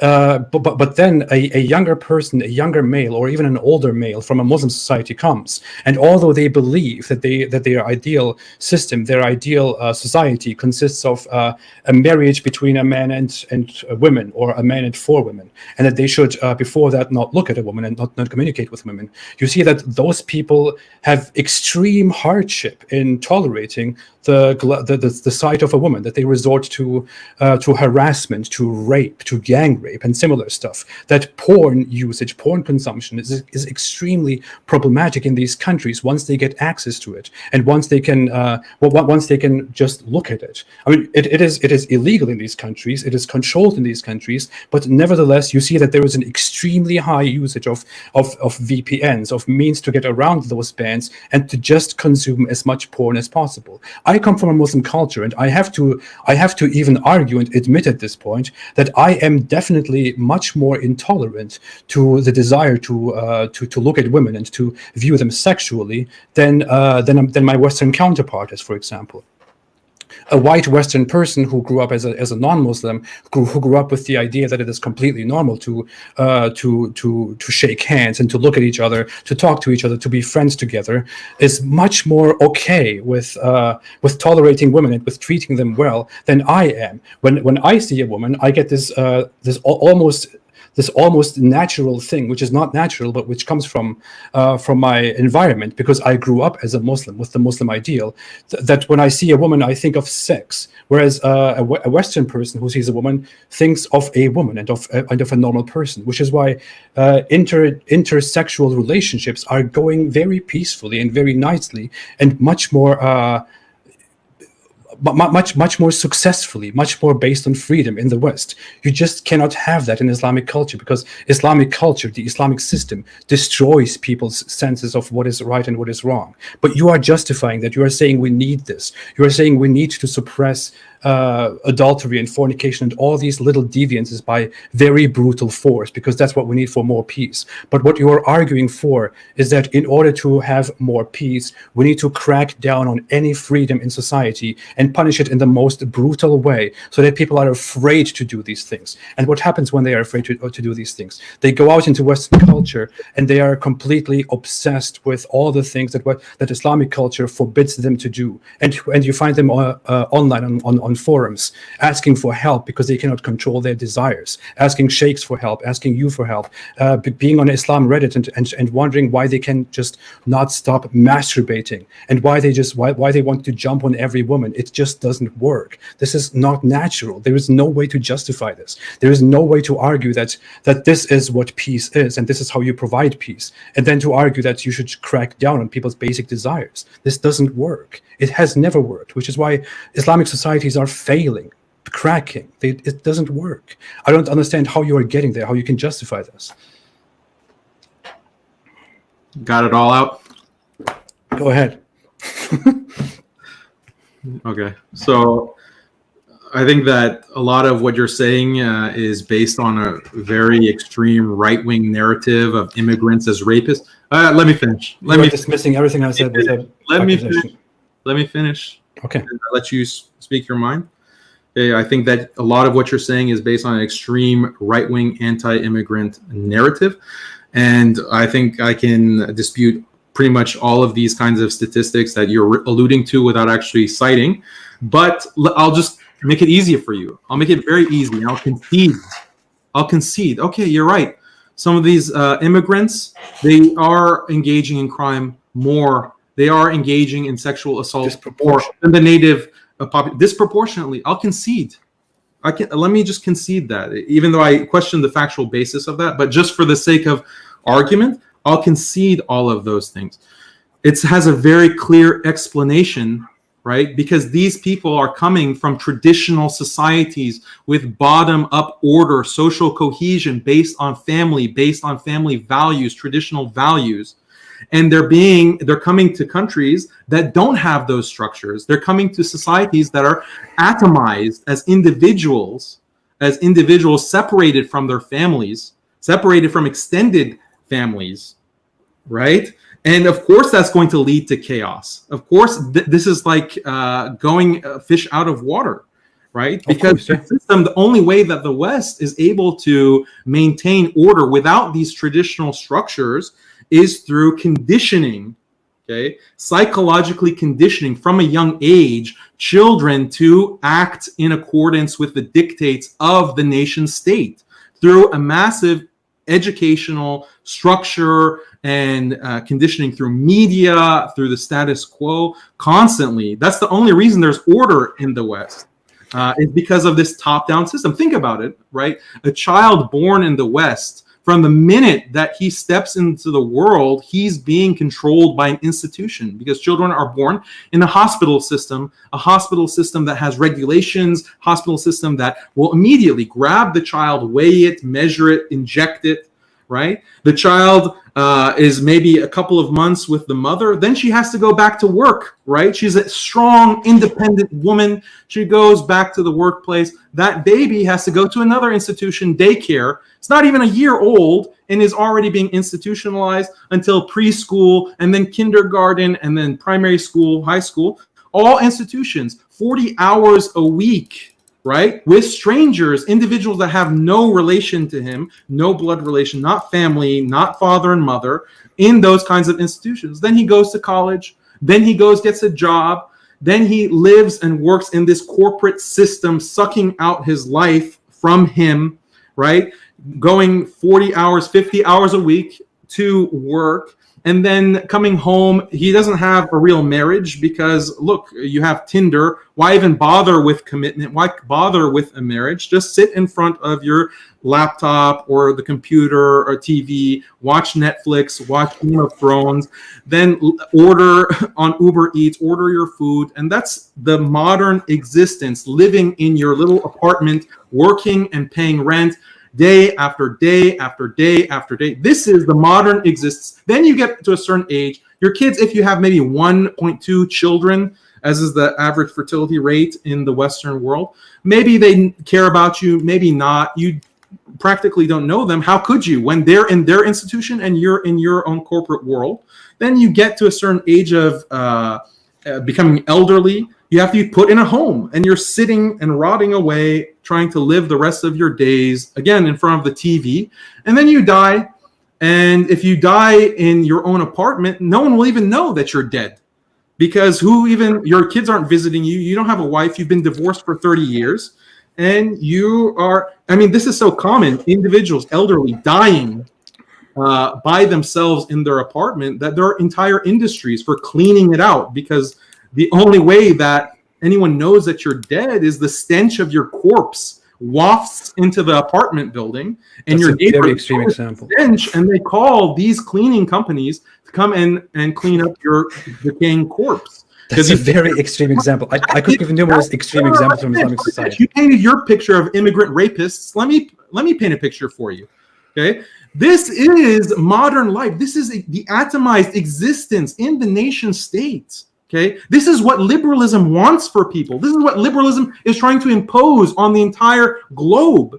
Okay, and it's successful because of people like you. But people like you who are propagandists against Islam, advocating this kind of liberal freedom. Oh, you're so free. You can sit in front of Netflix and order Uber Eats. So much freedom. Just pursue your dreams.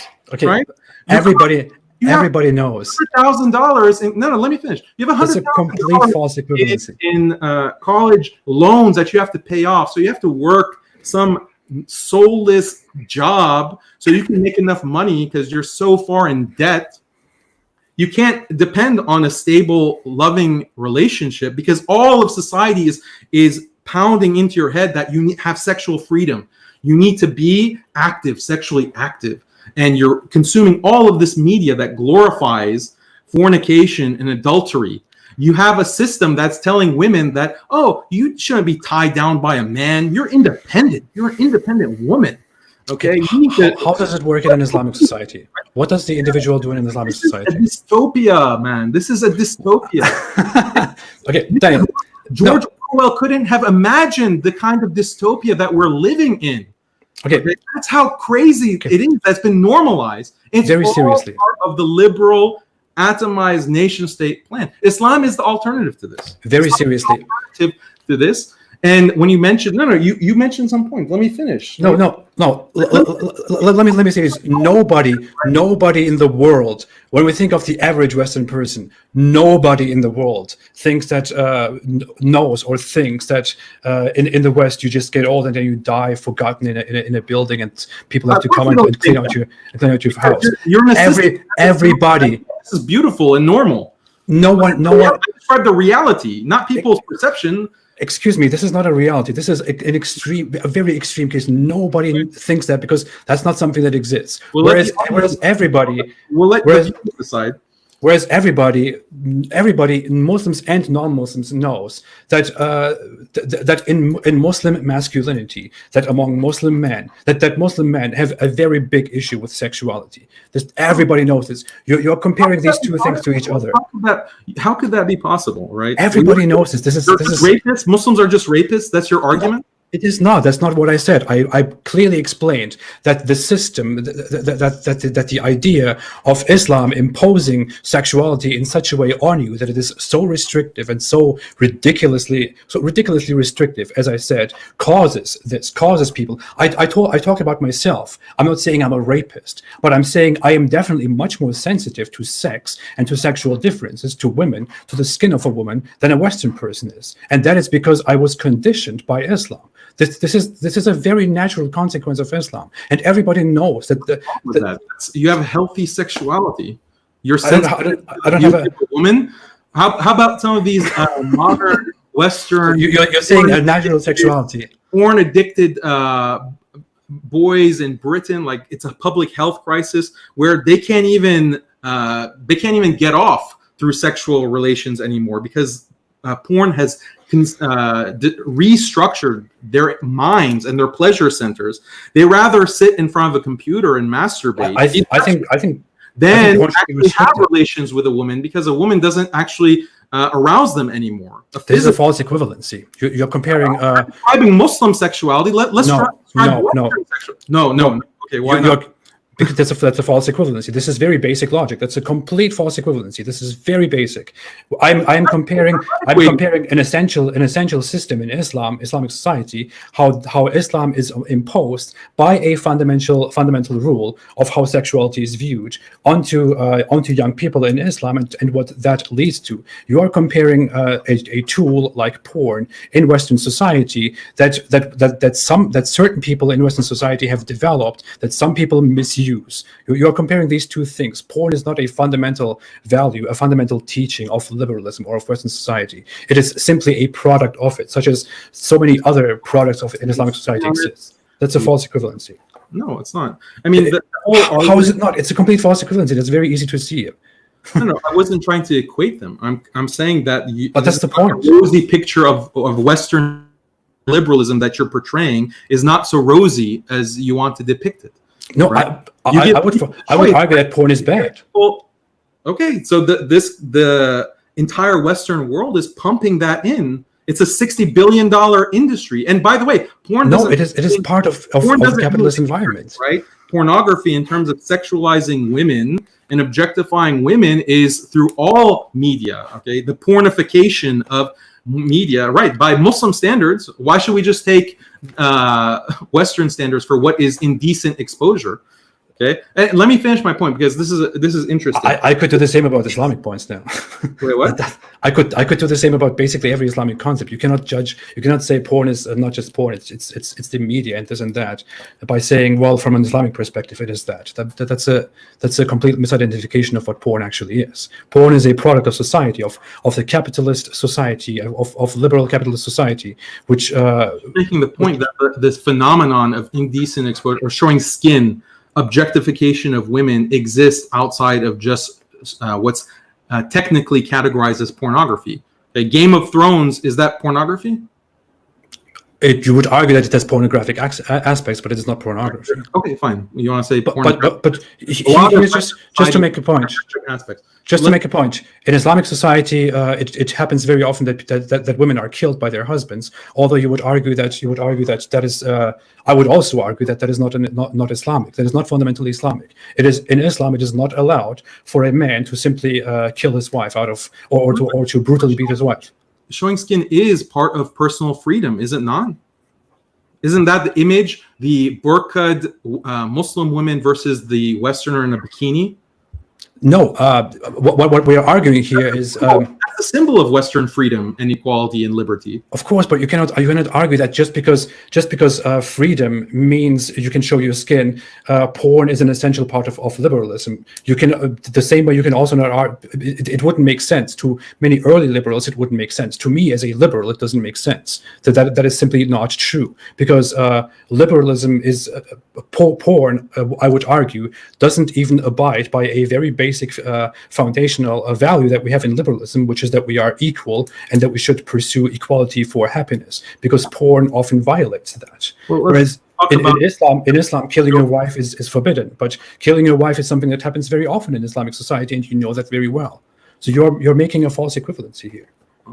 Well, okay, let's just move on. I disagree with that. But the point that, look, what I'm pointing to is not like the extreme cases. I'm pointing to the exact point that you're bringing up, the freedom to show your body and to engage in sexual behavior just with people that you want by choice, right? That's what I'm pointing to as being problematic. And you're saying that your argument is that repressing that, quote unquote, is what is going to lead to violence, rape, unhealthy attitudes towards sex. That's your argument, right? Yeah. I would argue that both of these things are wrong.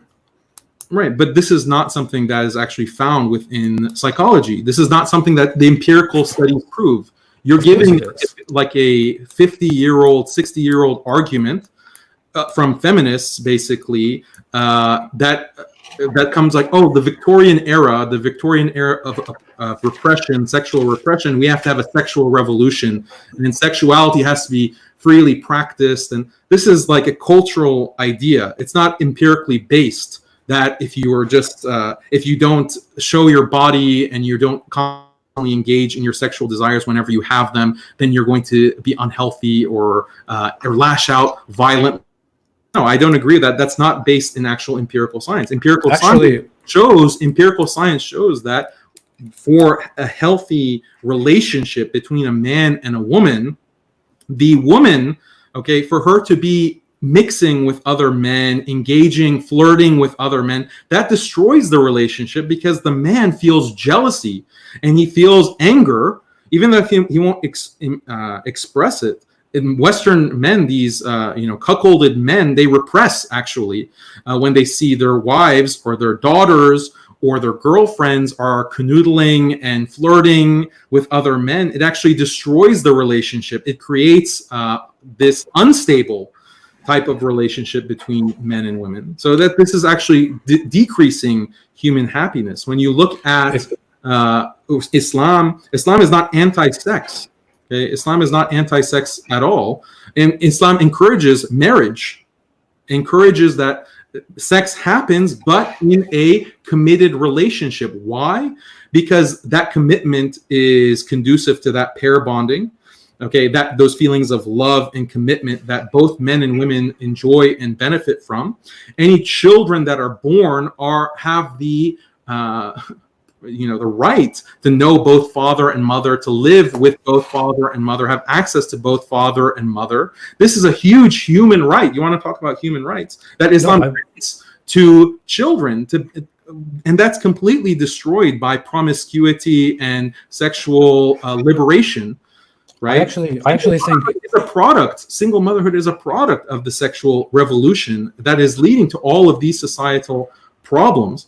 So if you want to look at the scientific and empirical basis for why stable families are lead to more happiness for the individual, you can look at Jonathan Haidt. You can read books like Freakonomics, which lists all of these stats. It's not just crime, by the way, mental health, educational levels, other kinds of metrics determining sociability. All of those are negatively impacted when you're born and raised without both mother and father, and not knowing who your father is, or not having that regular access to your father. So Islam protects all of those rights. Islam protects all of those interests. And this goes back to the point of the importance of criminalizing adultery, criminalizing fornication, and having very high penalties for those who violate it. This is the fabric of society. Okay, let me say a few things. It is very ironic that we're talking about science and psychology if we are arguing for the Islamic family system, because as we know, in the Islamic system of a family, a man is completely allowed without the permission of his wife to marry up to 4 women, and also to take concubines in the if it is through the state of war, for example. The thing is, what we learn about basic psychology and about basic science is that both men and women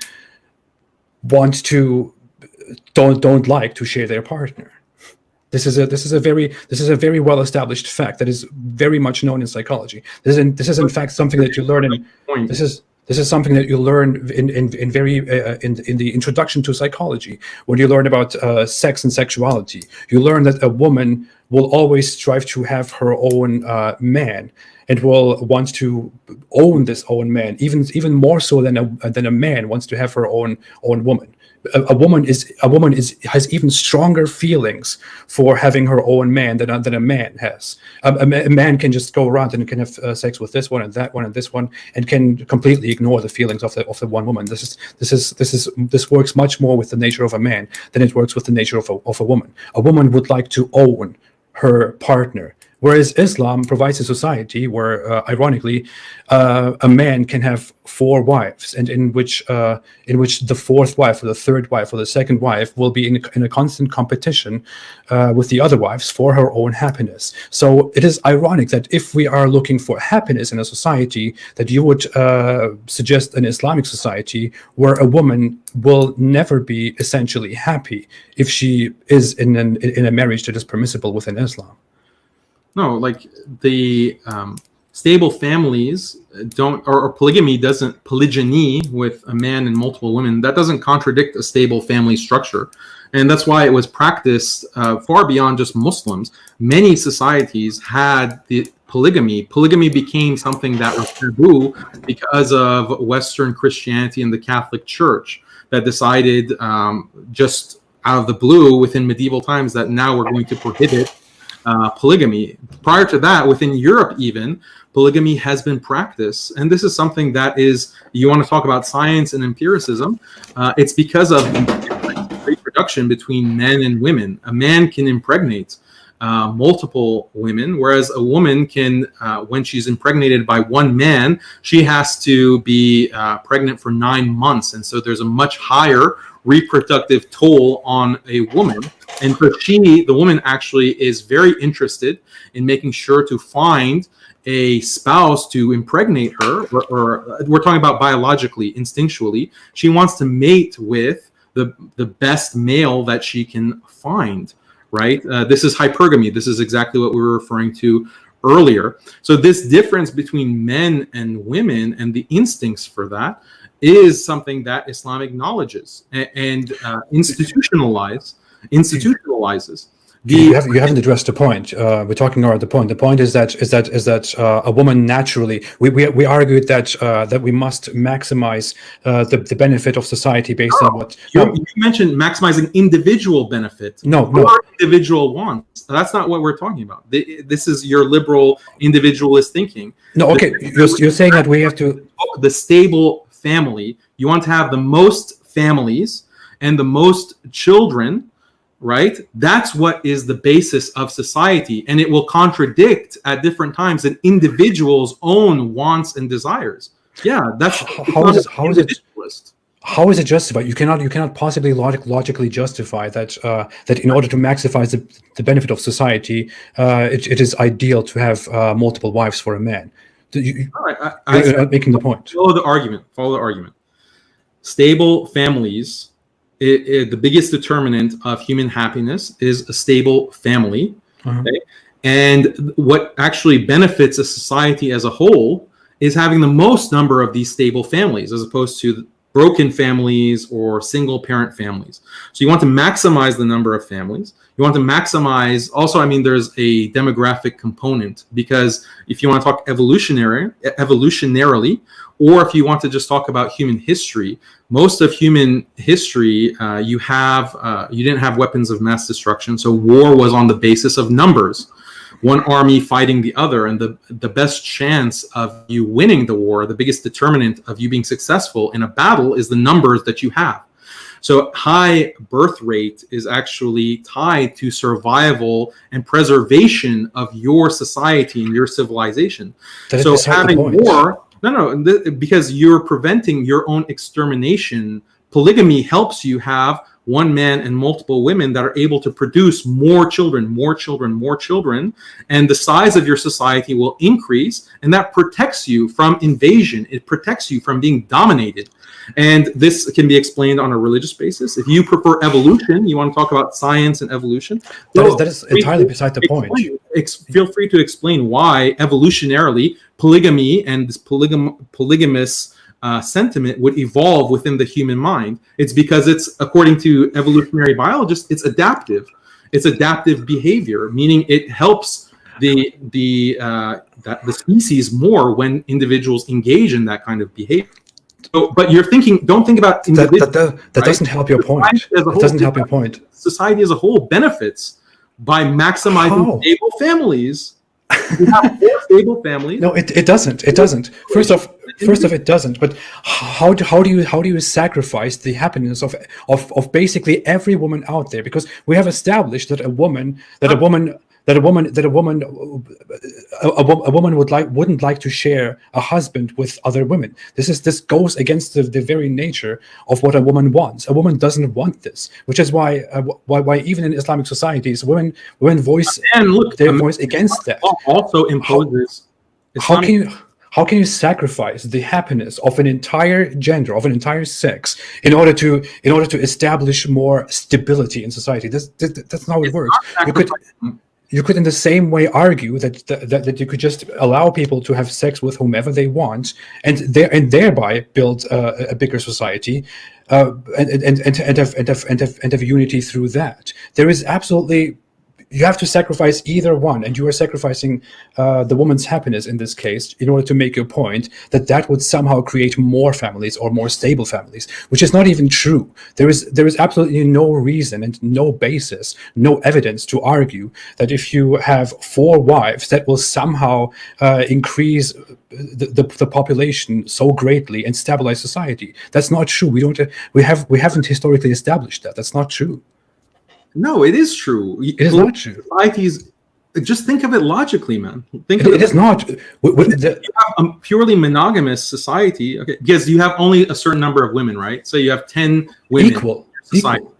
You have 10 women in society, and you have 10 in society. Yeah. Right.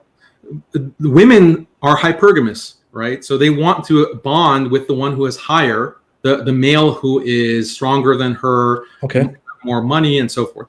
So those 10 women, they want to, they're not going to be satisfied with mating with someone who's exactly at their same level. Let's rank the men and women. Let's rank all the men from 1 to 10 in terms of their attractiveness to women, okay? And do the same for both genders, right? So you have the 10. If they marry each other, the women are not going to be as satisfied because they're marrying someone who is equal to them in status. That is untrue. That is completely untrue. A woman will be more satisfied with one man for herself. You keep interrupting my argument. I can't make an argument because you go ahead. You're saying the same thing, but go ahead. Sure. No, I'm not saying the same thing. You have those individuals that are marrying at their same level. The women will have a lower level of satisfaction than women who can marry and pair with someone who is higher than them, right? Someone who is, and some women are willing, like for example, you have Kobe Bryant or LeBron James or some movie star, okay? There are many women who would like to sacrifice. They're fine being a co-wife if I get to marry LeBron James, right? This is something that you find. This is what hypergamy means. And you want to talk about human happiness. You're saying that women are unsatisfied. First of all, not every female in a polygamous society is a co-wife. Most are going to be monogamous. There'll just be some high-value males who will have more wives because those women voluntarily decide to go and marry LeBron James, the LeBron James of the society, or Donald Trump, let's say. Okay. The thing is that, yeah, those that's wives, listen, those wives may sacrifice some of their desire to be exclusive, sure, but men also have to sacrifice in Islamic law because they have to pay a dowry, like a bride gift. They have to pay, and sometimes that can be very exorbitant. They have to pay money. They have to provide maintenance for their spouses. They have all of these costs to upkeep one wife or multiple wives. Doesn't that take away from their happiness that they have to spend resources? Doesn't Islam oppress men because of this? I mean, no, this is the argument that you're making. And it's easy for you as a man to say this, but if I pulled all the women, if I put all the women here, if I ask women here, if I make a survey, we know this because it has been established. If I make a survey and ask all the women, no, it's not cultural, it's natural. Women want to have one, and men don't want to spend their money on women. That's also natural. So maybe we should not have that. No. We're not arguing that, but you are arguing that this is an ideal society with one man and 4 women. That this is okay. This is ideal. Although it contradicts the entire point. For it, because it produces more stable. It doesn't. You have the same number of men and women. You have the same number of. If there is polygamy, if there is polygyny dominant in a society, you will have more men that cannot find women. We don't have this. This is a huge misconception throughout history. We don't have much more women than men. In most societies, look, when a woman is, in most societies, women actually outnumber men. No, not very much. Maybe like 1 to what? Yeah, not very much. Not even double. You cannot even argue that. That difference is significant, and that's the same percentage that can benefit from polygamy. I mean, if every man took 4 wives, like the basic point that I'm making, you want to dispute it, fine, but I think it's clear to the audience that you can have more children through polygamous behavior. It's not true. There are many women in society that they are not high value females. They're not high value companions, and they would love to be a second wife or a third wife or a fourth wife to high value males. It's not that true. Actually benefits. I mean, go back to evolution, right? That's the science that you want to accept. So explain why polygamy is something that's hardwired in the human mind if it's not adaptive. It is not. Polygamy is not hardwired. It is. Promiscuity is. Polygamy is not. Look at any of the great apes. They're all polygamous. Promiscuity is. Polygamy is not. They're all polygamous. No, they're not promiscuous because the alpha male does not allow the betas to mate with his mates. They're look into bonobos. Look into bonobos, for example. Bonobos are the closest. Explain chimpanzees. They're also promiscuous. I'm pretty sure they are. They're evolutionarily the closest to human beings. Why are they polygamous? Bonobos are also very close. We can pick and choose as we want. I don't want to make the point. If you look at bonobos are known. They're also polygamous. No, they're not. They have sex however they want. They have completely free liberal sexual behavior. Bonobos are known for that. You can pick chimpanzees. I can pick bonobos to make the point, but it doesn't really work. Evolutionarily, are we closer to chimpanzees or bonobos? I believe we're closer to chimpanzees, but we're also pretty close to bonobos. So that's not really. It doesn't really support the argument here. It does. It does not. It does not. But humans are polygamous. Look at societies throughout history. You think that polygamy was just? I think we can go on this forever. But I want to make a few points. Number one is that for you as a man, it is easy to say that many of these societies that women would like to have. Would like to share a man with more women. That's for you easy to say as a man. Most women don't agree with that. This is simply not established. You would give examples of extreme cases like a woman would want to rather live with a celebrity and share him with numerous other women than live alone with some random man. That's also that's an extreme example. It is simply untrue. A woman would not eventually be happier living with a celebrity just because he's a celebrity and she has to share him with 3 other women. The thing is also, this is an example of deviance. It's not a normal example. You know I as a man, for example, of course I know, but that's not a permanent life. Why are there groupies if they don't like?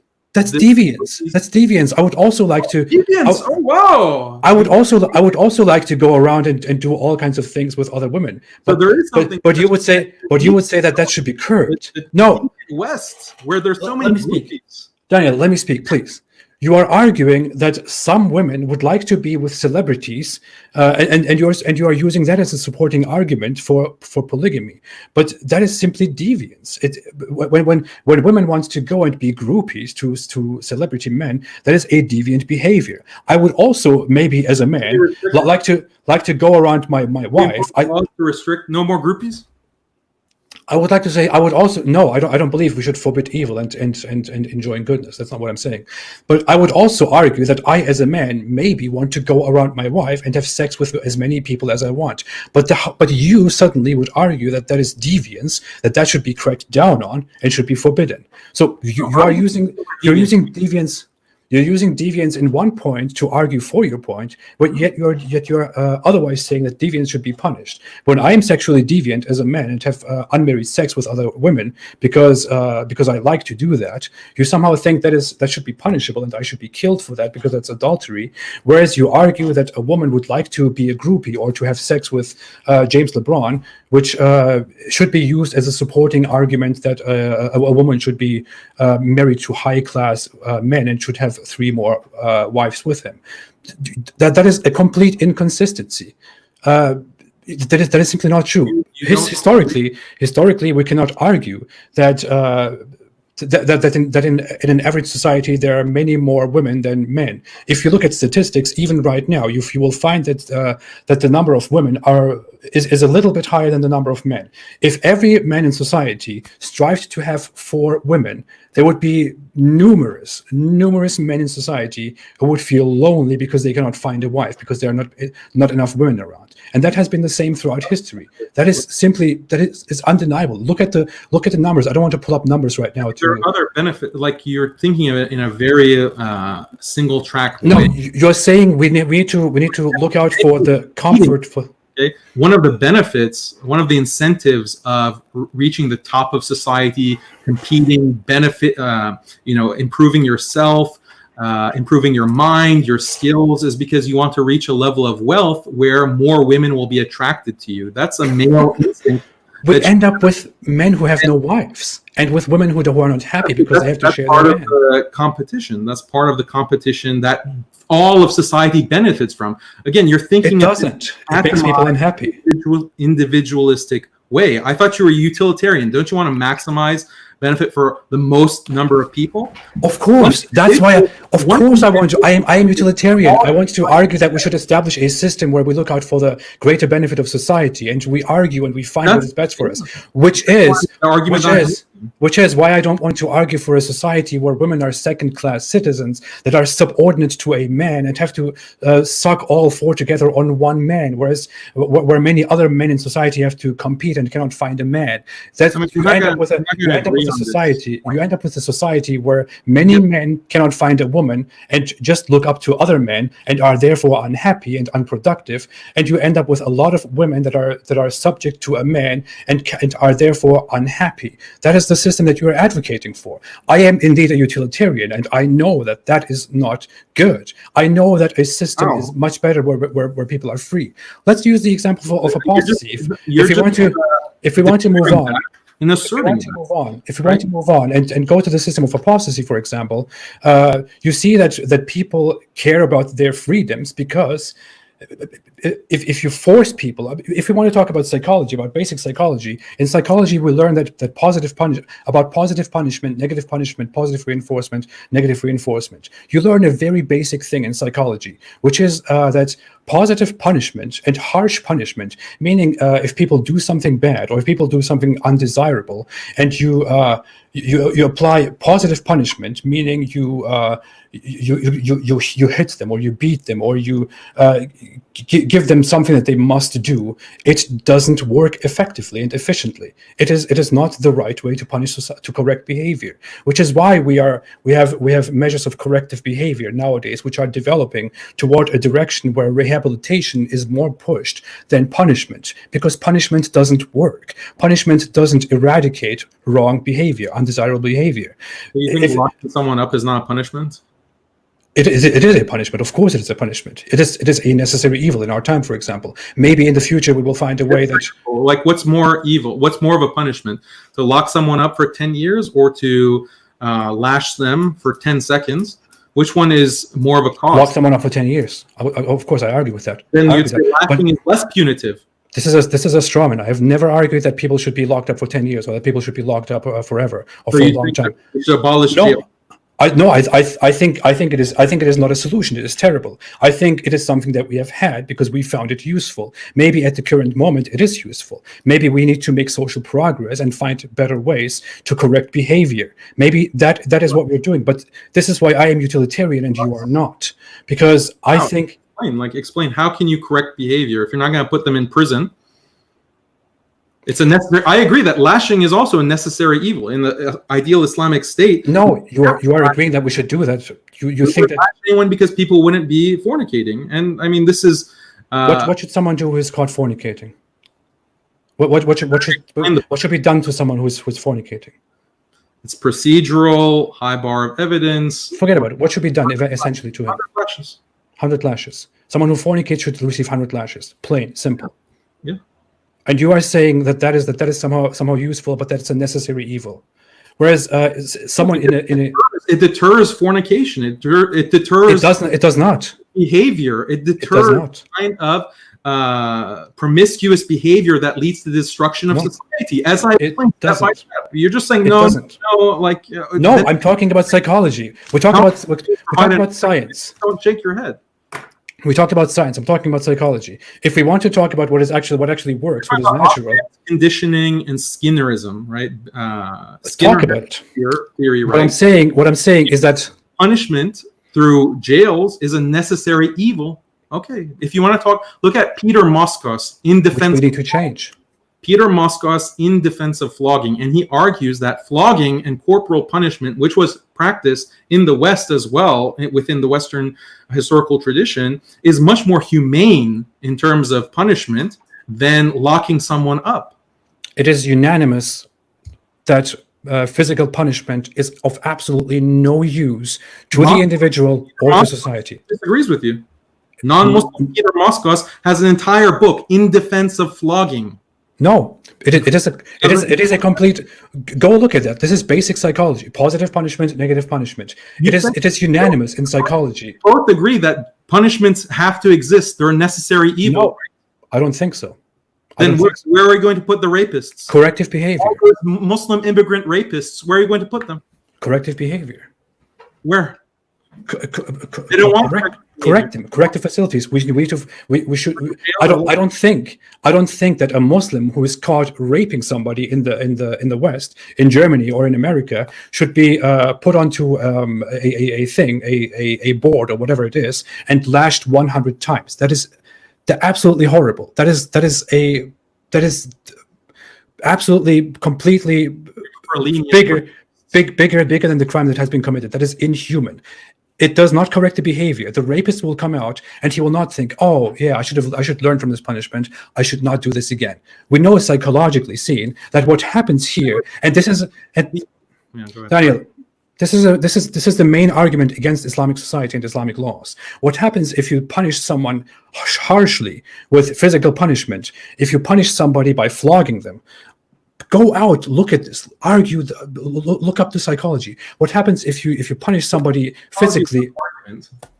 What happens if you punish somebody physically is that this person doesn't think, oh, I should correct my behavior. What this person thinks is that, oh, I shouldn't do this behavior and be caught. I should do it when I have access to this behavior. You can make the same argument for any punishment. I know, but the harsher punishment has the biggest rebound. The harsher punishment has the biggest rebound. Show me the statistics for that. We can talk about it forever. I can afterwards release statistics on what positive punishment and negative punishment do. What positive reinforcement. Peter Moskos, in defense of flogging, he says that jail actually does not rehabilitate. I am not arguing for jail. Better in correcting behavior and deterring crime. I gave you a reference. You give me one. I'm not talking for jail. I'm not defending jail. I'm not saying, oh, we should jail people instead of flogging people. I'm saying that flogging people and executing people is not the solution. It is the opposite of the solution. It is for example, if a child does something bad and I go to him and I give him a very clear instruction, and I say, hey, don't do this, do that instead, because if you do that, you will get this. That will be much better for the child to follow than if I go there and I beat the hell out of him and say, this is what you get if you do it again. Out of children. I'm sorry, that's the equivalent. Okay, fine, whatever. I'm just giving the example. If you have an individual and the individual does something undesirable, and you say, hey, don't do that, do this instead, because if you do this, then you will get this reward. That will be much more effective than if you go and beat the hell out of that individual. Because if you beat the hell out of that individual will just hide his bad behavior, and it will rebound in such a terrible way that he will do the behavior somewhere else, as in Muslims coming and being disproportionately representative in rape in Europe, for example, and will also apply harsh punishments on other individuals. That is the basic psychology. Positive punishment, harsh punishment doesn't work. Give me studies about all of these claims. You're just making them without. I will post them after. I will post them after this conversation. This is introduction to psychology. I'm studying psychology. A child is different from a rapist. Right? I gave the example of an adult. Different from discipline.